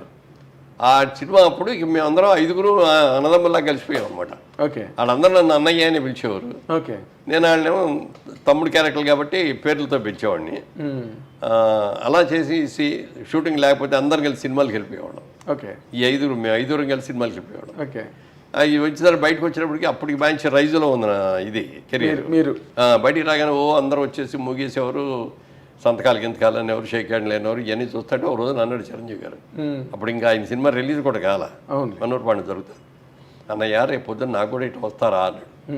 దీని మీద 10 రెట్లు వస్తారా నీకు? ఎలా చెప్పారు సార్? ఎలా చెప్పాను అంటే, ఆయన కొత్త సినిమా, మొట్టమొదటి సినిమాది, దానికి ముందు ఏదో పునాదిరాళ్ళు ఏదో చేశారు. ప్రాణం ఖరీదు కూడా ఇది జరుగుతూ ఉండగానే వచ్చింది అది, కాబట్టి అది ముందు రిలీజ్ అయింది, ఇది లేట్గా అయింది. అప్పుడు మేమందరం కలిసి కూర్చున్నప్పుడు అతను నేనే ఉండవు, మీ ఇష్టం వచ్చిన సాంగ్ ఏంటి ఏదైనా నేను డ్యాన్స్ చేస్తాను ఇవ్వడు. అంటే తెలుగా, ఇంగ్లీషా, హిందీ అంటే ఏ లాంగ్వేజ్ అయినా మ్యూజిక్ సౌండ్ ఉంటుంది అంటే దానికి తగ్గట్టుగా రిథమిక్గా చేసేవాడు. అది డ్యాన్స్ అంటే భరతనాట్యం కాదు, క్లాసికల్ డ్యాన్స్ ఇంకోటో కూడా కాదు, మ్యూజిక్కి తగ్గట్టుగా గంతులు వేసేసి చేసేవాడు. మనం బలి చేస్తున్నాడే, ఇక ఇంతకంటే కావాల్సింటే ఎలాంటి ఏంటి అనుకున్నాం. తర్వాత అతనిలో అడ్వాంటేజ్ అంటే కళ్ళు ఎక్సలెంట్ కళ్ళు అండి. అతనికి కళ్ళు కోపంగా చూశాడంటే అసలు చాలా ఇదిగా ఉంటుంది. అలాగే నవ్వుతూ కామెడీ కూడా బాగా చేయగలడు. మంచి టైమింగ్ అండి, మంచి టైమింగ్ ఉంది. అప్పుడు కృష్ణనాథ్ గారు అన్నాడు ఒక రోజున, మురళీమోహన్ వీడు మంచి విలన్ అవుతాడయ్యా మన తెలుగు ఇండస్ట్రీలో, బాగున్నాడు అన్నాడు. ఇండస్ట్రీలో విలన్ అవుతాడు వింటాడు బాబు, ఇండస్ట్రీకి మొగుడు అవుతాడు చూడండి. ఫస్ట్ సినిమా రిలీజ్ అవ్వకముందే అన్నా నేను. అవునా? అయితే ఈ మాట నాతో అరవింద్ గారు కూడా అన్నారండి. ఇది వాళ్ళ సిస్టర్కి సంబంధం వచ్చినప్పుడు, సరే మంచి విలన్ అవుతాడు ఇండస్ట్రీలోని 100% అని అనుకున్నానండి, బట్ హీరోగా ఇంత అని నేను అనుకోలేదని అరవింద్ గారు కూడా అన్నారు సార్ నాతో. హీరోగా టర్న్ అవడం పట్ల అసలు మీరు హీరోగానే అవుతారని ఎక్స్పెక్ట్ చేశారా, లేదా విలన్ లాగా వెళ్ళి? అట్లా కాదు, మొట్టమొదటి కొంచెం హీరోగానే నెగిటివ్ క్యారెక్టర్లు చేశాడు. అదే కుక్కగట్టు చెప్పు దెబ్బలు అట్లాంటి. ఆ తర్వాత నుంచి పాజిటివ్ క్యారెక్టర్లోకి వచ్చాడు బ్రహ్మాండంగా. సో మీరు ఆయన సక్సెస్ని అంటే ఆయన వచ్చిన తర్వాత కొన్ని సినిమాల్లో విధానాలు చాలా మారిపోయినాయి. సాంగ్స్ అంటే ఏదో హీరోయిన్ మీద ఎక్కువ చేస్తారు, హీరోలు ఎక్కువ పరిగెట్టడం, ఊటీ తోటలో లేకపోతే నాగేశ్వరరావు గారికి బాగా డాన్స్ చేసేవారు ఆ రోజు. స్టెప్పులు అంటే నాగేశ్వరరావు. సరే కృష్ణ గారి స్టెప్పులు కానీ, శోభన్ బాబు గారి స్టెప్పులు కానీ, ఎన్టీఆర్ గారి స్టెప్పులు కానీ అవన్నీ మా అందరి ఒక టైప్, ఒక స్కూల్ మీది. కాకపోతే ఏంటంటే సలీం మాస్టర్ వచ్చిన తర్వాత రామారావు రెచ్చిపోయారు. అవునండి, బ్రహ్మాండంగా చేసేవాడు. ఎదురులేని మనిషి కదా బిగినింగ్. కృష్ణముకుందామరారి పాట బిగినింగ్ అండి, రామరాజు స్టెప్ లేయడం. సో ఆ విధంగా మేము పెద్ద టాలెంట్ కాకపోయినా ఉన్నంతలో చేయగలిగాం అనేది అంట. బట్ చిరంజీవి గారు వచ్చినప్పుడు టోటల్గా వరల్డ్ మారిపోయింది. అదే అన్న, సాంగ్స్ సిస్టమ్స్ మారిపోయింది, ఫైట్ సిస్టమ్స్ కూడా బోడదు మార్పు వచ్చింది. ఫైట్లో ఏం చేసేవారంటే ఫైట్ మాస్టర్ లాగానే అన్న నువ్వే ఎక్కువ కష్టపడుతూ రిస్క్లన్నీ షాట్లన్నీ పెడతాను, డూపులు చేసేస్తారు, మధ్య మధ్యలో మీకు క్లోజ్ షాట్లు ఇస్తాను నేను. ఓకే, ఎందుకంటే రామారావు అలాగే చేశారు, నాగేశ్వరరావు కూడా అలాగే చేశారు. ఎవరైనా ఎనీ హీరో ఎవరైనా సిస్టమ్ అది కెమెరాకి ఇట్లా కొట్టండి అని మనం ఇట్లా 4-5 సార్లు కొట్టం, ఇట్లా కొట్టం తీసేవాడు. అవతల వాళ్ళు డమాలు పడిపోతుంటారు వాళ్ళు. అట్లా చిరంజీవి గారు వచ్చిన తర్వాత వీటన్నిటిలోనూ మార్పు వచ్చింది. అందుకని నేను అంటాను, చిరంజీవి ఇండస్ట్రీకి రాకముందు, చిరంజీవి ఇండస్ట్రీకి వచ్చిన తర్వాత, క్రీస్తు పూర్వం క్రీస్తు శకం లాగా అవును, అదొక చిరంజీవి శకం అనమాట. అంత సక్సెస్ అవ్వటం, సాంగ్స్ బ్రహ్మాండంగా చేసేయడం, ఫైట్లు బ్రహ్మాండంగా చేసేయడం. ఆ తర్వాత కృష్ణ గారు మేమందరం ఇట్లా ఫైట్లు చేస్తుంటే ఎవరికి నచ్చేయి కదా. అవునండి, అవన్నీ ఏంటో తేలిపోయాయి. చిరంజీవి గారు వచ్చి ఫైట్లు చేసిన తర్వాత ఇంకెవరు డూప్ అంటే కూడా ఒప్పుకునేవాడు కదా. అవును, నేను చేస్తానంటే నాకు డూప్ అక్కర్లేదు అనుకున్నట్టుగానే సినిమా బాపు గారు కూడా చూసి షూటింగ్ జరిగే రోజుల్లోనే చిరంజీవి చేసేస్తా అంటే ఆ జనం మధ్యలో ఆ డ్యాన్సులు అవన్నీ సెకండ్ టేక్ అనేది కూడా అవసరం ఉండేది కాదు. చేస్తాడు ఆయన కూడా చాలా బ్రహ్మాండంగా ఉన్నాడు, చాలా బాగా చేస్తున్నాడు, పెద్ద హీరో అవుతాడని ఆయన జయకృష్ణే అసలు తీసుకొచ్చింది. ఫిల్మ్ ఇన్స్టిట్యూట్లో చేసిన వాళ్ళలో బాగున్నాడు ఈ కుర్రాడని చెప్పి జయకృష్ణ తీసుకొచ్చి పెట్టాడు. అవునా, అప్పుడు క్రాంతి కుమార్ కూడా చూసి క్రాంతి కుమార్ ప్రాణం ఖరీదులో పెట్టాడు. సో అట్లా ఇక సక్సెస్ వచ్చేసి అవునండి దుమ్ము దులిపేశాడు. ఆయన ఒక యుగం కింద ఫామ్ అయిపోయి. అంటే అదొకటి. ఇంకో గొప్ప విషయం ఏంటంటే ఆయనకి వెనక ఎవరు లేరు, స్వతహాగా సొంతంగా కష్టపడి పైకి వచ్చిన వ్యక్తి. అంటే ఇక్కడ ఒక్క పాయింట్, మీరు ఒక 50 ఏళ్ల సినిమా పరిణామాలన్నిటికీ కర్మసాక్షి మీరు. అంటే మీరు అన్నిట్లో ఉన్నారు, ఇందులో లేరు, అన్నీ మీకు తెలుసు, బట్ మీకేమీ తెలియనట్టుగానే ఉన్నారు ప్రతిదీ. ఇప్పుడు మొదటి నుంచి కూడా సార్ అన్ని చోట్ల ఎక్కడ సినిమా ఇండస్ట్రీ గురించి ఎవరు మాట్లాడుకున్నా, ఒకరి ఎదుగుదల కానీ లేకపోతే ఒకరి తాలూకా డౌన్ఫాల్ కానీ, వీటన్నిటి మధ్యలో క్యాస్ట్ అనే పాయింట్ని ఎక్కువగా అందరూ రిఫర్ చేస్తారు సార్. అందరూ ఆల్మోస్ట్ సినిమా ఇండస్ట్రీ అనగానే ఓకే, రాజకీయాలు అంటే ఇంకా క్యాస్ట్ బేస్డే అనుకోండి, ఇంకా అవి ఓసీలు, ఎస్సీలు, ఎస్టీలు, ఇంకా ఆ గొడవలు. సినిమా ఇండస్ట్రీకి వచ్చే వరకు ఇది ఎంతవరకు కరెక్ట్ అంటుంది ఈ రూమర్ కానీ ఈ ఆరోపణ కానీ సినిమా పరిశ్రమ మీద? ఎందుకంటే మీరు ఒక వర్గం, చిరంజీవి గారు ఇంకొక వర్గం. బట్ చిరంజీవి గారి గురించి మీరు ఇంత గొప్పగా మొదటి నుంచి మాట్లాడారు ఏం సార్? ఆయన రేజ్ కూడా అలాగే అందరూ ఎంకరేజ్ చేసి ఆయన తలని పట్టుకున్నారు. ఈ ఆరోపణ ఎందుకండి సినిమా పరిశ్రమ విరివిగా వచ్చింది? నాకు తెలిసినంత వరకు మెడ్రాస్లో ఇండస్ట్రీ ఉన్నంత వరకు ఏ రోజున కూడా క్యాస్ట్ ఫీలింగ్ అనేది లేదు అక్కడ. నువ్వేం క్యాస్ట్ అనేది ఎవరికి తెలిసేది కాదు. ఫలానా పేర్లు చెప్పుకున్నా ఫలానా డైరెక్టర్ అని చెప్పుకునే వాళ్ళేమో తప్ప ఇదిగో ఇతని క్యాస్టాడు, ఈ క్యాస్టాడు కాబట్టి మనం చేయాలి అనేది ఇట్లాంటివి ఉండేవి కదా అసలు. ఓకే, హైదరాబాద్ వచ్చిన తర్వాత అది ఈ రాజకీయం ఇక్కడ అందరూ కూడా ఇది కదా. మెడ్రాస్లో ఉన్నంత వరకు ఏంటంటే సినిమా వాళ్ళందరూ ఒక గ్రూప్, ఒక family irrespective of the caste. Gents కలిసేవారు, లేడీస్ కూడా, ఫ్యామిలీ లేడీస్ కూడా వాళ్ళు కూడా చక్కగా కలుసుకునేవారు. ఎందుకంటే ఏ ఫంక్షన్ వచ్చినా మన సినిమా వాళ్ళందరినీ పిలుచుకునేవాళ్ళం. అందుకని అందరూ అసలు ఎక్కడ ఎవరికి కూడా క్యాస్ట్ అనేది తెలియదు అసలు. ఇక్కడికి వచ్చిన తర్వాత పొలిటికల్గా కూడా అప్పటికే క్యాస్ట్ స్టార్ట్ అయిపోయి, అంటే అప్పట్లో కూడా తెలుగు సినిమా ఇండస్ట్రీలో చౌదరీస్ దే డామినేషను, లేకపోతే ఇంకొక కులం వాళ్ళని రానివ్వకుండా అడ్డు పెట్టారు, కొంతమంది తాలూకు ఎదుగుదలను ఆపేశారు అని కొంతమంది జర్నలిస్టులు ఇటీవల రోజుల్లో యూట్యూబ్లో మాట్లాడుతున్నారండి. పెట్టారు గారండి. అసలు నిజంగా అదే మాట మీరు అన్నట్టు జరిగినట్టే ఇవాళ రోజున ఎవరో వచ్చేవారు కాదు. మరి సినిమా ప్రొడ్యూసర్లు ఎక్కువ 75% చౌదరీస్ ఆర్టిస్టు, మెయిన్ రామారావు, నాగేశ్వరరావు, సోహన్ బాబు గారు, కృష్ణ గారు, మీరు అందరూ. అవును, ఒక కృష్ణరాజు గారు మినహాయిస్తే ఒక కృష్ణ అందరూ వాళ్ళు. మరి డిస్ట్రిబ్యూటర్స్ మీ ఏ డిస్ట్రిబ్యూటర్ కంపెనీ అయినా చెప్పండి అందరూ వాళ్ళే, అవును. థియేటర్స్ ఉన్నాళ్ళు అది ఎక్కువ వాళ్ళే. ఇంత డామినేషన్ ఉంది, ఫలానా వాళ్ళు రాకూడదని అనుకోవాలి. టాలెంట్ ఎవరి దగ్గర ఉంటుంది, ఎందుకంటే క్రియేటివ్ జాబ్ సినిమా అనేది. అవునండి. ఇది పార్టీ అంటే అది వేరే విషయం. ఇదిగో ఈ మన కులం అని చెప్పి ఇక్కడ పెట్టుకుంటే ఇతను ఓట్లు ఇన్ని వస్తాయి ఎందుకని చెప్పి కులానికి ఇన్ని ఓట్లు సినిమా అది కాదు కదా. కాదు కదండి. సినిమాలో టాలెంట్ మనకు ఇచ్చిన క్యారెక్టర్ బాగా ఎవడు చేయగలడు, ఎవరికి మార్కెట్ ఉంది చూసుకొని చేస్తాం అంతే తప్ప సినిమాలో మెడ్రాస్లో ఉన్నంత వరకు అసలు క్యాస్ట్ అనేది లేదు సార్. ఎవరే క్యాస్టో కూడా తెలియదు. హైదరాబాద్ వచ్చిన తర్వాత మాత్రం కొంతవరకు వచ్చింది, బట్ అది కూడా టెంపరీయే. ఇప్పుడైనా ఎవరికి టాలెంట్ ఉంటే వాళ్ళకి ఇస్తారు. అదేనండి అసలు ఇప్పుడు నేను ఇప్పుడు విజయబాబు రెడ్డి గారు నేను అన్నాను అనుకున్నాం, మేము అందరం ఒక్క ఊరి నుంచి వచ్చాం, మేము ఇద్దరు రూమ్మేట్స్ అంత క్లోజ్. బాపిరెడ్డి గారు మీరు మరి అన్ని సినిమాలు చేశాను ఆయన దగ్గర. అప్పుడు 6-7 సినిమాలు చేశాను. చిరంజీవి వచ్చిన కానీ చిరంజీవికి షిఫ్ట్ అయ్యాడు. అది ఎప్పుడు తప్పని నేను అనుకోలే. చిరంజీవి టాలెంట్, అద్భుతమైన టాలెంట్ ఉంది, మంచి మార్కెట్ ఉంది, అప్పటికే బాగా మార్కెట్లోకి వచ్చాడు. అవునండి, ఫైల్లోకి అని చెప్పి బాపిరెడ్డి బాగుంటుంది అతనితో చేయి అన్నా నేను కూడా. అట్లా అది ఈర్చిపడేవాడిని. అతను మన కులం కాదు అయితే బాపిరెడ్డి గారు ఇదేంటి అది, అతను కాపు మనం కమ్మ కదా ఇదేంటి అని అన్ని ఉండేవాడిని. నన్నే పెట్టుకోను నేను నన్ను వదిలేసి అతను పెట్టుకుంటామంటే అనలేదు కదా. అవునండి. మనకు ఏంటంటే సినిమా ప్రొడ్యూసర్గా తెలుగాడు ఎవరైనా సరే సినిమా హిట్ అవ్వాలి, నటించగలగాలి కదండి, పెర్ఫామ్ చేయగలగాలి కదా. ఇప్పుడు ఎన్టీ రామారావు చౌదరి అయినంత మాత్రాన్ని ఆయన అందరూ ఆరాధించలేదు. అదే కదా. కృష్ణుడిగా రాముడిగా ఏ వేషం ఇస్తే ఆ వేషాన్ని ఆరాధించారు రామారావుని. నాగేశ్వరరావు, దేవదాసు అలాంటి విప్రనారాయణ మహా పాత్రలు చేశారు ఆయన, కాబట్టి నిలబడ్డారు. అవును. పోయిన వాళ్ళు ఎంతమందో తెలియదండి. అదే కదా. ఇప్పుడు ఎంతమంది ఇండస్ట్రీకి వచ్చి ఎంతమంది వెళ్ళిపోయారు. ఈ రకమైన విమర్శ ఎక్కువ ఎదుర్కొన్న పరిశ్రమ సెక్టార్ ఏదైనా ఉంటే సినిమా ఇండస్ట్రీ ఒకటే సార్. మీరు చెప్పినట్టుగా అలా అయితే మీరు చిరంజీవి గారు వద్ద నన్నే పెట్టుకోమని చెప్పారు. తర్వాత అశ్విని దత్ గారు, దేవర ప్రసాద్ గారు, వీళ్ళందరూ కూడా చిరంజీవి గారితో సినిమాలు చేశారు. ఎన్నో రోజులు అందరూ కూడా వాళ్ళే. అందరూ ఎక్కువ చేయడం, ఆయన సినిమాలతోనే వాళ్ళు కూడా ప్రయాణం చేయడం మనం కళ్ళెదురుగుండా జరిగిన చరిత్ర అది. అయితే ఇప్పుడు ఇంకొక పాయింట్ సార్, ఇప్పుడు మీరు మీ కెరీర్లో మీరు ముందుకెళ్తున్న దాంట్లో మీరు ఒక సినిమా రంగంలో 50 ఏళ్ళు, వ్యాపార రంగంలో 60 ఏళ్ళు, రాజకీయ రంగంలో 40 ఏళ్ళు, ఈ మధ్య ఫ్లాగ్షిప్ ప్రోగ్రాంలాగా నడిచాయి సార్ ఛానల్స్లో అన్నిట్లో. అంటే చాలా సుదీర్ఘమైన స్ట్రెచ్. మీరు ఆరోగ్యంగా ఉండడం భగవంతుడి అనుగ్రహం వల్ల మీకు చక్కటి ఆరోగ్యం ఇచ్చారు కాబట్టి.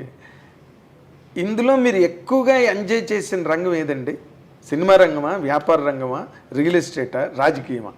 అంటే మొదటి నుంచి కూడా నాకు బిజినెస్ అనేది ఇంట్రెస్ట్ అని చెప్పాను కదా. అవునండి. అందుకని నేను అనుకున్నది సాధించాను, బిజినెస్లో స్టాండ్ అయ్యాను, నేను కొద్దిగా గొప్ప సంపాదించుకున్నాను అనేది వరకు నాకు ఇప్పటికి కూడా బిజినెస్ మీదే ఆలోచన. సినిమాల్లోకి వచ్చిన బిజినెస్ ఆలోచించాను, సినిమాని కూడా బిజినెస్గానే ఆలోచించాను, బిజినెస్గానే ఆలోచించాను. తర్వాత రాజకీయాల్లోకి వెళ్ళేటప్పుడు మాత్రం బిజినెస్ని ఇట్లని ఎక్కడ నీతిగా నిజాయితీ అక్కడ 100% నీతి నిజాయితీ చేసాం. ఇక అందుకని ఇంకెక్కడా కూడా బిజినెస్ అనేది ఆలోచించాల. సో బిజినెస్గా నేను అవ్వాలనుకున్నాను, అయ్యాను. ఆ సాటిస్ఫాక్షన్ వండర్ఫుల్ సాటిస్ఫాక్షన్. అది సినిమా యాక్టర్ అవ్వడం అనేది ఒక అదృష్టం. ఎవరు పడితే వాళ్ళు ఇప్పుడు నాకంటే ఎంతమంది అందమైన వాళ్ళు లేరు, ప్రమాణమైన పర్సనాలిటీ ఉన్నాళ్ళు. జూనియర్ ఆర్టిస్ట్లో కొంతమంది చూస్తుంటే ఏట్రా పాప ఇతను జూనియర్ ఆర్టిస్ట్ కూడా ఇంత టాలెంట్ ఉందని అనుకుంటాం చాలా సందర్భాలు. అవునండి, అవును. కొంతమంది ఏమో చేతులారు చెడగొట్టుకునే వాళ్ళు కొంతమంది ఉంటారు, కొంతమంది ఏమో రాంగ్ డెసిషన్స్ తీసుకొని కొంతమంది అవుతారు. అవునండి. అందుకని సినిమా యాక్టర్ అవ్వడం అనేది ఒక అదృష్టం సార్, పూర్వజన్మలో ఇచ్చిన అదృష్టం లాంటిది. అవును. ఇప్పుడు బిజినెస్ మ్యాన్లో నేను ఎంత బిజినెస్ చేసినా మా చుట్టూ ఉన్న నలుగురికి తెలుసు తప్ప ఇంకెవరికి తెలియదు. అవునండి. సర్కిల్ వరకే తెలుస్తా అంతే. పొరుగురు వెళ్ళామంటే నువ్వేంటి, ఎవరు నువ్వు? నేను బిజినెస్ మ్యాన్ అంటే ఏం బిజినెస్ అంటాడే తప్ప దాన్ని మన పాపులారిటీ ఉండదు. అవునండి. అదే సినిమా యాక్టర్ అనుకోండి, అందరికీ తెలిసిపోతాం. ఏ ఊరు వెళ్ళినా క్రేజ్గా వచ్చేస్తారు, షేక్ హ్యాండ్లు అంటారు, రండి మా ఇంటికి రండి సార్ అంటారు. సొంత మనిషి, ఫ్యామిలీలో మనిషిలాగా ఫీల్ అవుతారు. వాళ్ళు ఇంటికి తీసుకెళ్తారు, కాఫీ ఇస్తారు, భోజనం పెడతారు, ఫోటోలు తీయించుకుంటారు, ఇవన్నీ చేస్తారు. తర్వాత రాజకీయ నాయకుడు ఉన్నాడు అనుకోండి, పదంలో ఉన్నప్పుడు చాలా బాగా ఉంటుంది. ఎంబడబడిపోతారు జనం, జనం అంటారు, గన్మెన్లు, కార్లు, పైన రెడ్ బల్బులు ఇవన్నీ ఉంటాయి.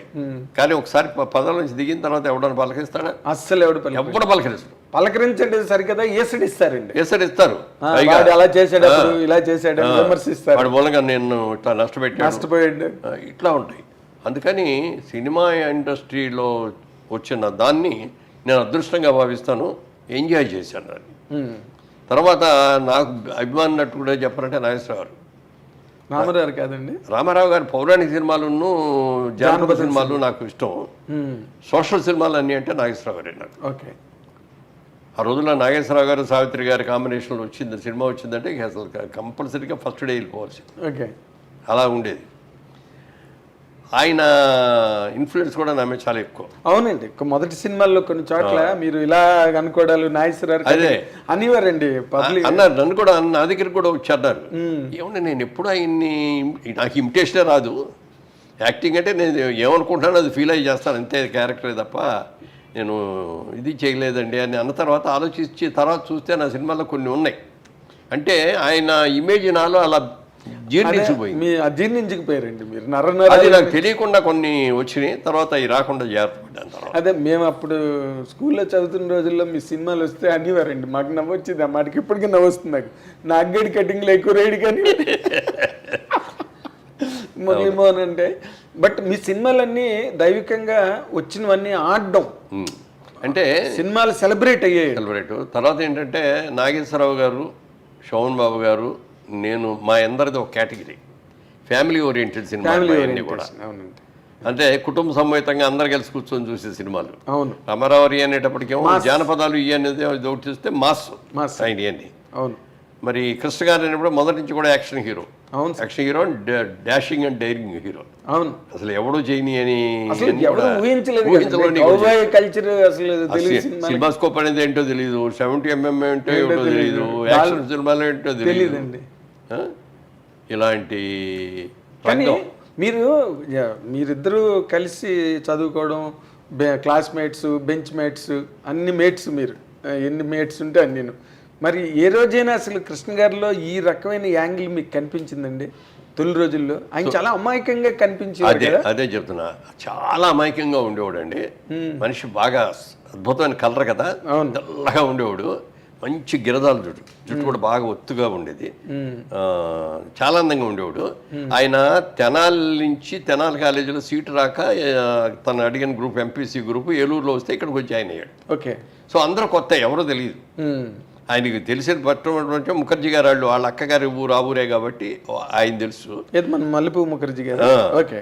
ఆయన నా దగ్గరికి తీసుకొచ్చి ఇట్లా మా అగ్గారు ఊరు, మీ సెక్షనే బి సెక్షన్, మీ ఇద్దరు కలుసుకుంటుండే అని చెప్పి నాకు అప్పచెప్పాడు.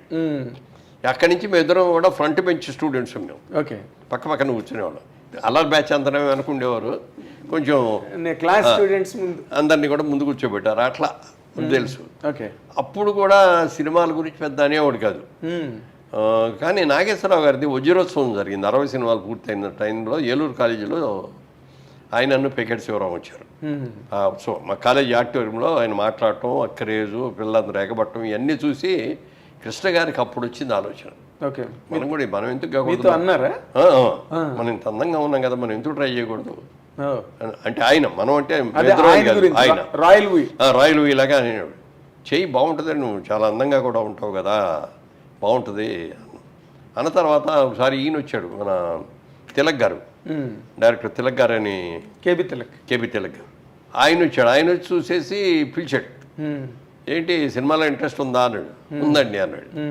సరే నేను ఇప్పుడు సినిమా జరుగుతుంది, ఇది అయిపోయిన తర్వాత మళ్ళీ నెక్స్ట్ సినిమా మొదలెట్టబడికి ఇస్తాను అని అడ్రస్ ఇచ్చి నువ్వు వచ్చి కలువు నన్ను అన్నాడు. ఈ లోపల